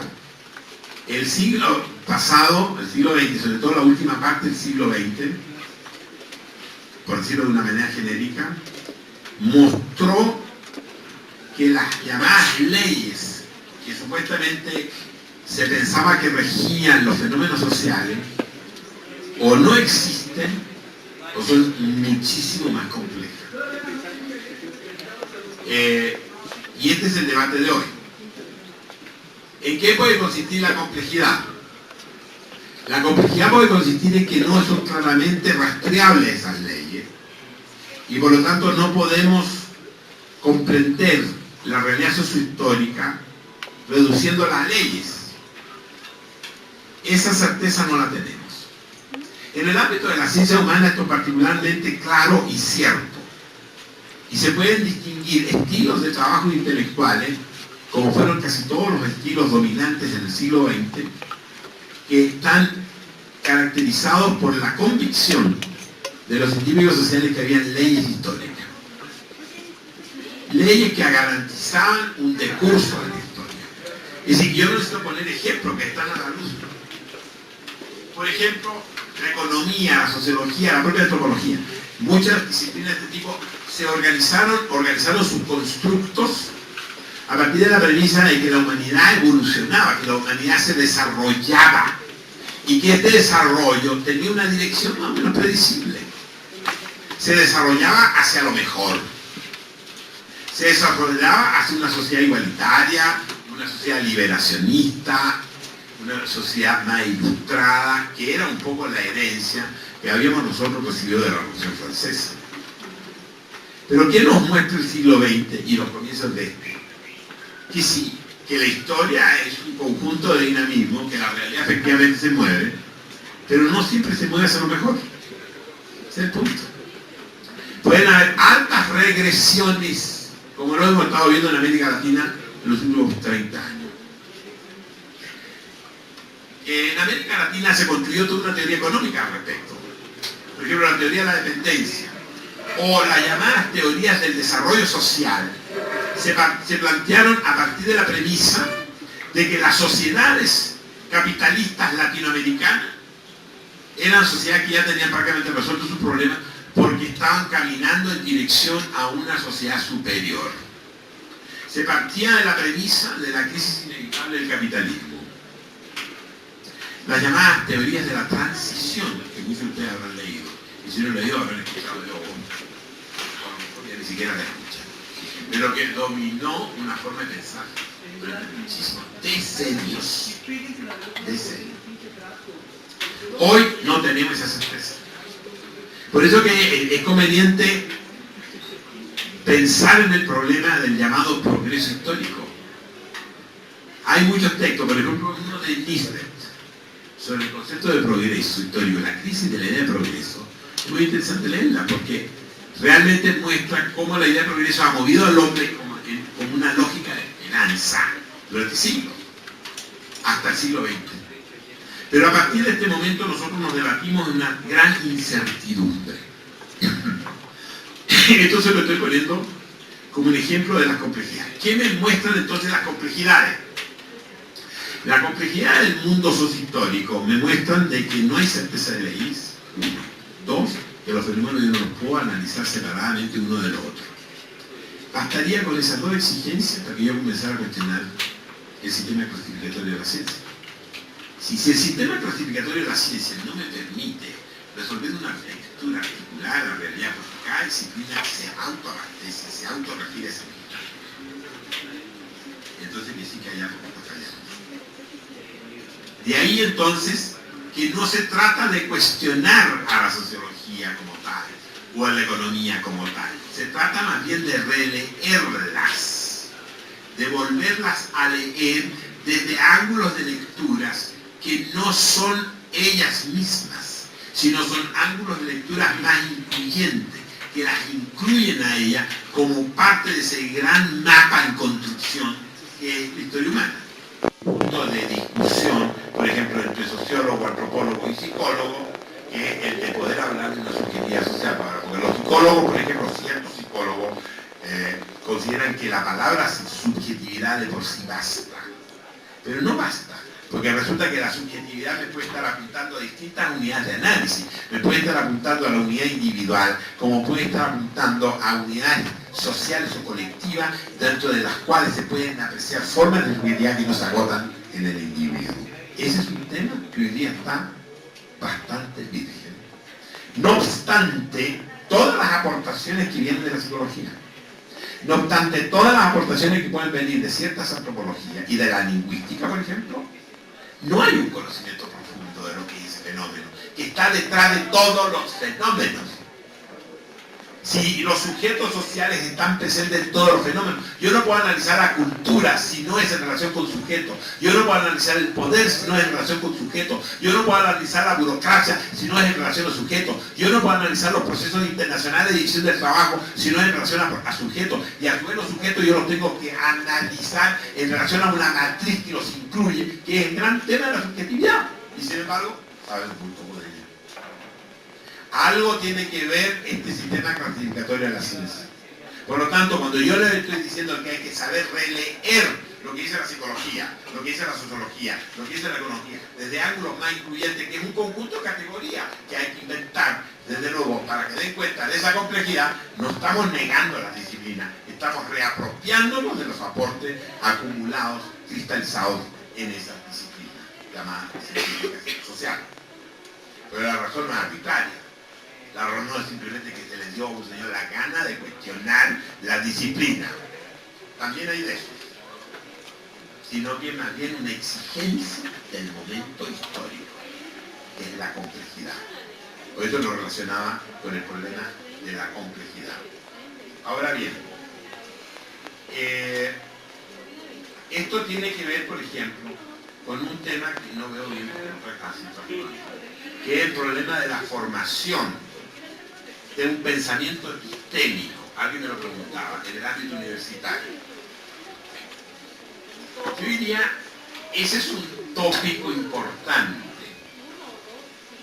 Yo diría que el pensamiento epistémico es como la condición, diría yo, de lo que lo estoy señalando. Es decir, si yo no soy capaz de desarrollar un pensamiento epistémico, me voy a quedar atrapado en el pensamiento teórico, y el pensamiento teórico a su vez va a quedar atrapado en el pensamiento disciplinar, y por lo tanto se van a reforzar mucho los parámetros que me impiden dar cuenta de la complejidad. En ese sentido, sí es un tema básico.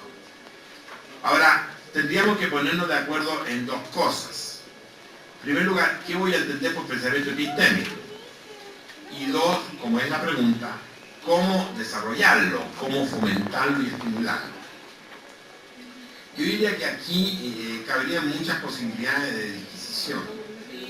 Pensamiento epistémico, por decirlo de alguna manera sumaria, muy breve, es un pensamiento que está fundamentalmente basado o descansando en lo que yo llamaba en el comentario anterior, pensamiento de categoría. No son corpus teóricos, no son códigos teóricos, no tienen objetos claros, como son el objeto del pensamiento sociológico, antropológico, etcétera, etcétera, sino que son el pensamiento que me permite un conjunto de categorías desde las cuales yo estoy tratando de seguir construyendo teoría y desde las cuales yo estoy tratando de reapropiarme de categorías acumuladas ya construidas y que están disponibles como constructo. Esto plantea ciertas dificultades, por ejemplo, porque una de las principales, que es un problema interesante para la pedagogía, hay una pregunta sobre eso, yo le quisiera vincular con esto. ¿Cómo se puede enseñar? Porque es lo mismo que... Porque alguien podría interpretar esto diciéndole que entonces enseñar a pensar epistémicamente es como enseñar a pensar inteligentemente. No es lo mismo. Yo diría, es como pensar con sentido común. No es lo mismo. Es decir, yo diría que supone una forma de relacionarse con el conocimiento acumulado, y eso sí implica un manejo bibliográfico adecuado, que sea posible que la persona, cualquiera sea su edad, que ya tenga algún tipo de estado de racionalidad, por decirlo así, pueda entender, yo lo decía en términos abstractos, porque esto sí es un problema que se podría desarrollar tanto curricularmente como didácticamente, que es saber entender cómo se construye el pensamiento. Ayer yo estaba viendo unos materiales con motivo de unos comentarios que se le hacía a James Joyce, por ejemplo, con motivo del Ulises, y a Rulfo. Y en verdad, las grandes cuestiones que se planteaban por alguna de esta gente en el hacer el pensamiento de un literato, de un gran literato, por ejemplo, ¿qué es o cuál es la naturaleza del pensamiento? Y la discusión giraba en torno a un debate que había entre Jung y Joyce. Porque para Joyce, que es un literato, el pensamiento estaba conformado estructuralmente por palabras. Y Jung, por supuesto, que no estaba de acuerdo con eso. Decía que el pensamiento no tenía una estructura de palabras, sino que tenía una estructura de imágenes, de ideas, etc. No vamos a entrar en esa discusión ahora para que no se asusten. Lo que quiero señalar con esto, que ahí hay un problema muy... El atomismo demócrito. Demócrito acuña el concepto de átomo, que sería, para seguir con el ejemplo, una categoría para pensar el universo. Y él crea toda una teoría sobre el universo. Comprenderán ustedes que las teorías de Demócrito sobre el universo a partir del átomo no son, en este momento, compartidas por la física atómica. Sin embargo, la categoría de átomo, eso es lo interesante, ha subsistido. Es un ejemplo sencillo de algo muy complejo. Lo que estoy señalando, que el hombre puede forjar en un momento categorías para repensar, como fue el caso de los presos políticos. Otro ejemplo, sin que lleguen necesariamente grandes constructos teóricos, o constructos teóricos que perduren a lo largo de los siglos.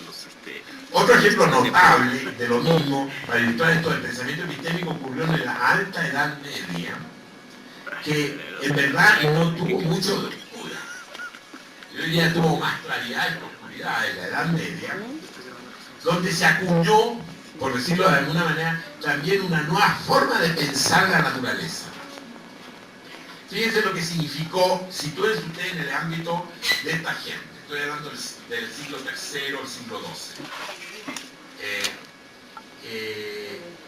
Comenzaron a pensar de que era posible pensar las nubes, el cielo, el agua y todos los fenómenos de la naturaleza circundante a través de un lenguaje que no fuera el lenguaje de las Sagradas Escrituras.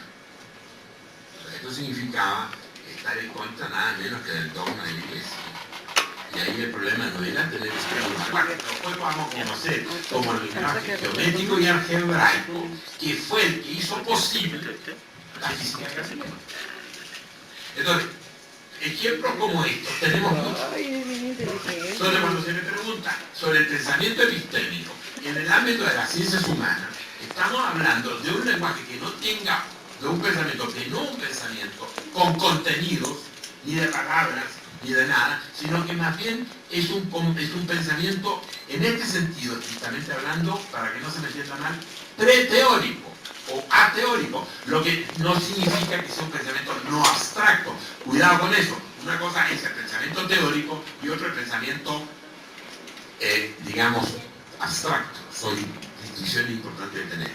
El pensamiento epistémico es un pensamiento abstracto, no teórico, pero que permite construir teoría. Por eso que yo le he puesto el acento en esto de las categorías, para lo cual es necesario que, y aquí hay un problema de enseñanza, es importante que la gente, para poder desarrollarlo, pueda tener la lógica de construcción, que no se puede quedar prisionero de lo sabido, ni se puede quedar prisionero de los contenidos ya clasificados, sino que tiene que saber construir esos contenidos. Y esta es una tarea del pedagogo, de alguna manera, que no es fácil resolver. Esto en el ámbito más concreto de las universidades, para vincularlo con la pregunta. Yo creo que este pensamiento, como yo lo estoy acuñando, es un pensamiento fundamental. Si yo quiero entender la historia, porque resulta que la historia, la sociedad humana, es un conjunto de fenómenos de una enorme mutabilidad, es de un cambio permanente, donde además el cambio, para vincularlo con la idea anterior, no está predicho. No hay una ley que me garantice que el cambio va a ser así o así, de modo tal de que yo pueda anticiparme a los futuros cambios a través de extrapolación. No.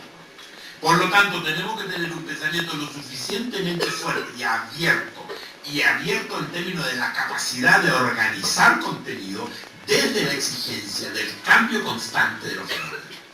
Y esto supone un ejercicio de pensamiento en la máxima expresión, que se distancia del mero manejo de la información teórica. No es información teórica, pero permite manejar la información teórica sin quedarse atrapado en la información teórica como un mero producto histórico que se dio en un momento y que yo pretendo trasladar a un momento posterior a través de la generalización o a través de la extrapolación. Y eso indudablemente exige una atención especial. No solamente una atención especial en términos pedagógicos, sino también exige o requeriría eventualmente ciertos espacios. Si yo mirara este problema a la luz, por ejemplo, lo que está pasando en algunas universidades, indudablemente uno ve que los ámbitos académicos e institucionalizados no están creando las condiciones para este tipo de ejercicio, sino que más bien están creando condiciones para un tipo de razonamiento puramente instrumental. O sea, un pensamiento que rápidamente llegue a soluciones, que rápidamente se concrete en propuestas, pero no un pensamiento que antes de llegar a propuestas sea capaz de diagnosticar problemas que sean a su vez esos problemas susceptibles de diversas soluciones teóricas, que es lo que el momento actual exige. Pongamos ejemplo la globalización. La globalización es evidentemente un fenómeno, no un fenómeno, es una constelación interrelacionada de fenómenos de todo tipo. No podemos limitar nuestra relación frente a la globalización a un razonamiento puramente instrumental o puramente teórico. Así, ¿qué va a hacer frente a la globalización si previamente no somos capaces de transformar la globalización en un problema que pueda admitir, por su misma amplitud, por la misma apertura que se logra en su definición, distintas soluciones teóricas y posteriormente instrumentales?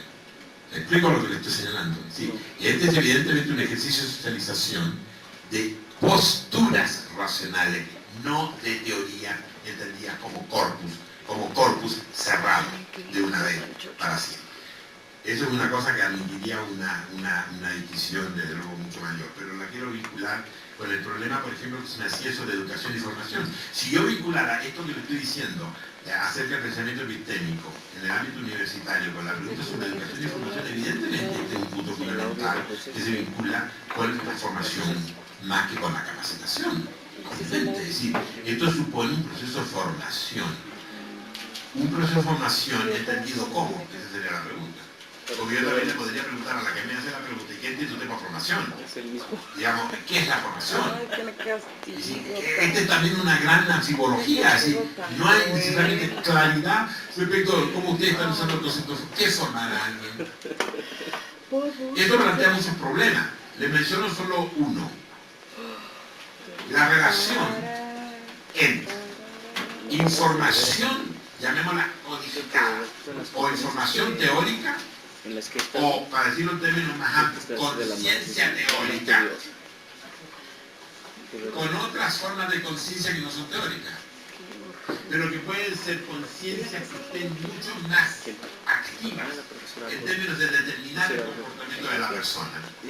Como podrían ser conciencias con funciones no zoológicas, por ejemplo, que no necesariamente se agotan en la teoría. La formación incluye ambas formas de conciencia.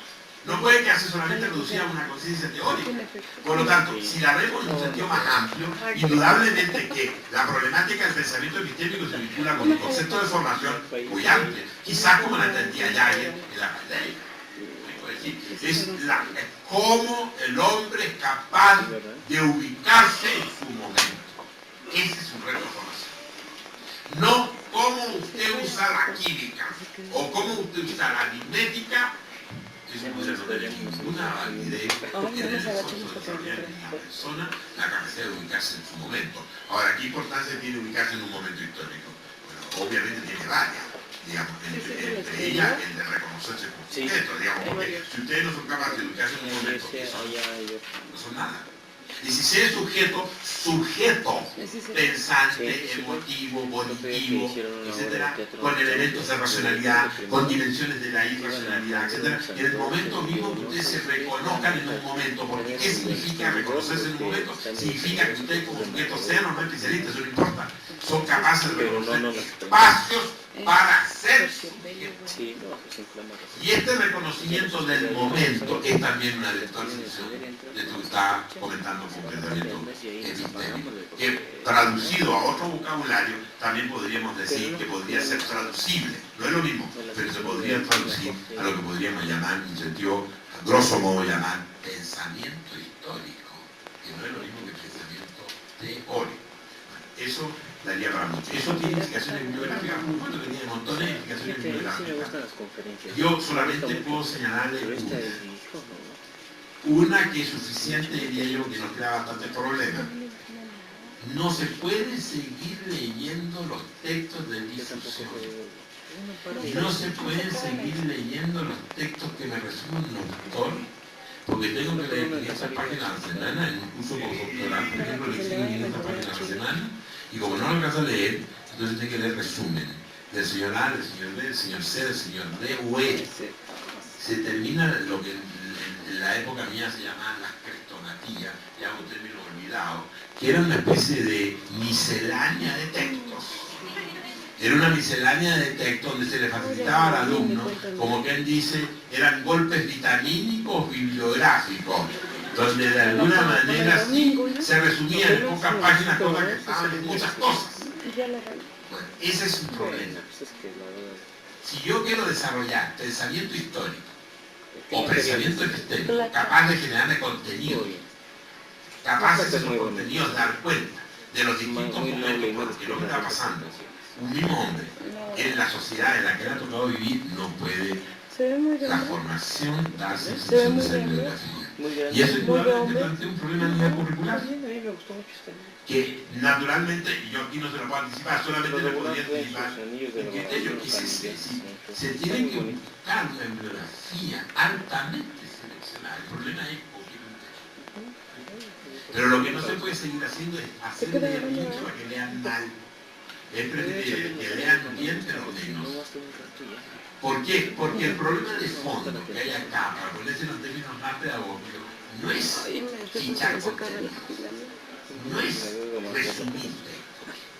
Lo fundamental es entender la lógica constructora del texto. Eso es lo fundamental.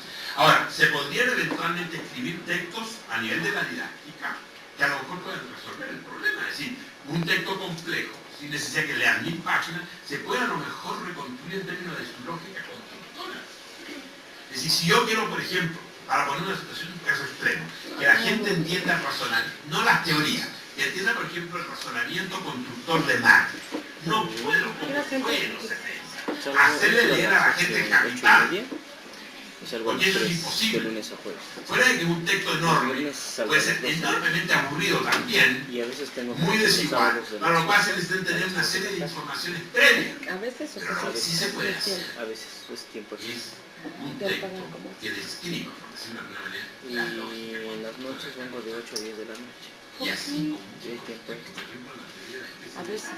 esta ley, la Llevo teoría esta semana de Darwin, los robots, el texto de Darwin, para entender cómo Darwin utilizó el problema de la especie, pero sí darle pistas críticas, por decirlo así, de cómo construyó su razonamiento. Y ese es el trabajo, no de los científicos, sino de los pedagogos. Por una razón muy simple, porque la pedagogía, le guste o no a los profesores, está en el centro de un lugar nervioso, que es articular la historia de la ciencia, la historia de la sociedad, lo articulado en términos teóricos, en grandes conjuntos, articular esa enorme herencia con un sujeto concreto que no va a ser Einstein, ni Newton, ni nada por el estilo, que simplemente se pretende formarlo en una persona pensante que sea capaz de darse cuenta en su propio ser. Para que ese niño se dé cuenta de lo que es él en su propia circunstancia, necesita algo de esa historia de la ciencia y de la sociedad. El problema es que Siempre me he encargado de cómo usted entonces detecta esa herencia teórica que es la historia de la humanidad en forma tal de que la persona pueda, sin necesidad de transformarse en especialista, en potenciarse la apertura de esa lectura. Eso es lo que estoy llamando las lógicas constructoras. Pero ese es un trabajo probablemente de los profesores. Y por último, una pregunta en relación a la ética. Yo creo que este es un tema también central que nos heredó el siglo pasado. Yo diría aquí dos cosas para no alargar innecesariamente esta intervención. Una, tres afirmaciones, digamos, encuentran. En primer lugar, que yo creo, yo soy de los que creen que efectivamente es necesario un nuevo sistema clasificatorio de la ciencia social. Como lo decía antes, a partir de la voluntad de Newton. Creo que sí.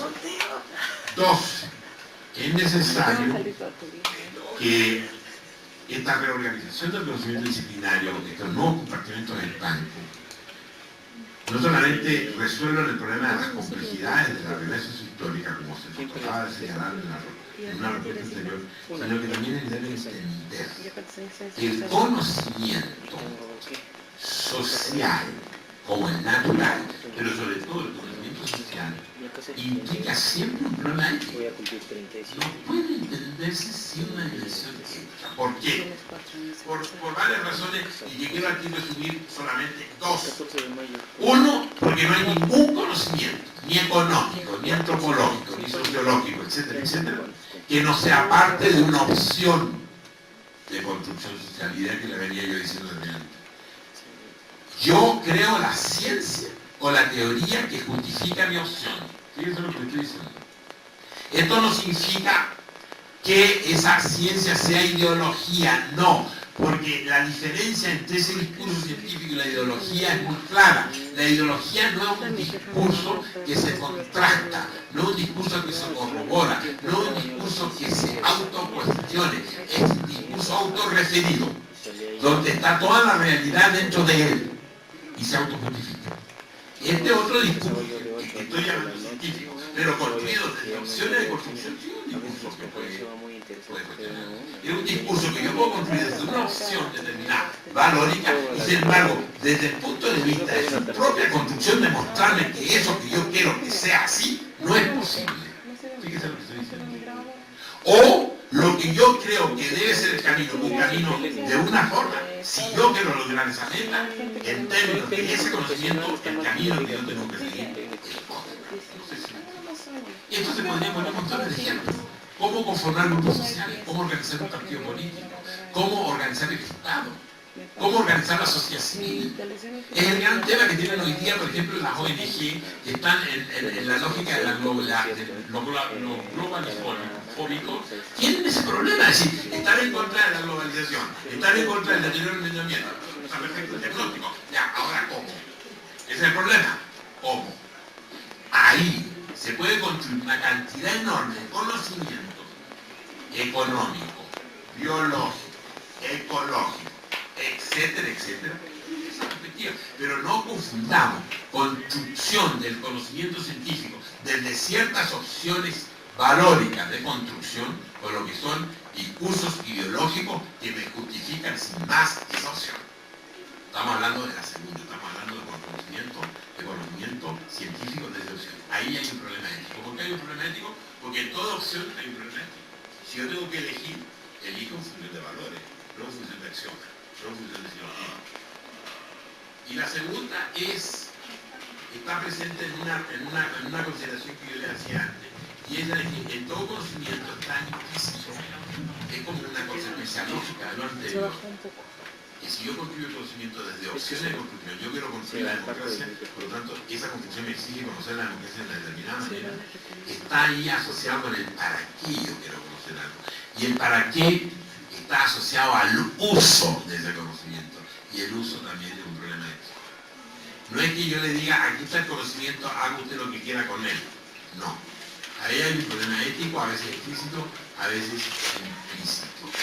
Lo que no podemos sostener es que las conclusiones que yo deben ser siempre conclusiones aceptables porque las dije yo, porque son deducidas lógicamente, no. Hay que agregar a ese elemento que es teórico, metodológico, la otra elemento interrogante es cuál es el uso de este conocimiento, para qué lo van a usar. Y ahí hay por lo tanto un problema ético adicional. Es lo que puedo decir por el momento. Gracias.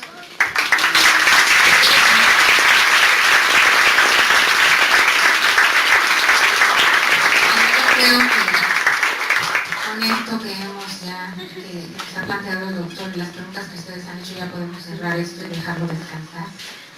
Invitarlo para que otra ocasión venga a seguir dialogando con nosotros y continúe, tome este punto de partida y lo desarrolle. Yo le agradezco al doctor Zemelman su atención de presentarse en esta escuela, de venir aquí a platicar con nosotros, de establecer esta relación y este diálogo a partir de todos sus conocimientos y sus planteamientos. También les agradezco a todos ustedes su asistencia. Voy a darle la palabra a nuestro jefe de carrera para que nos haga el favor de cerrar este evento. Bueno, nada más reiterando las palabras de nuestra doctora Ford, nos resta más que agradecer infinitamente la presencia del doctor Hugo Zemelman y darle un reconocimiento por esta emotiva conferencia magistral.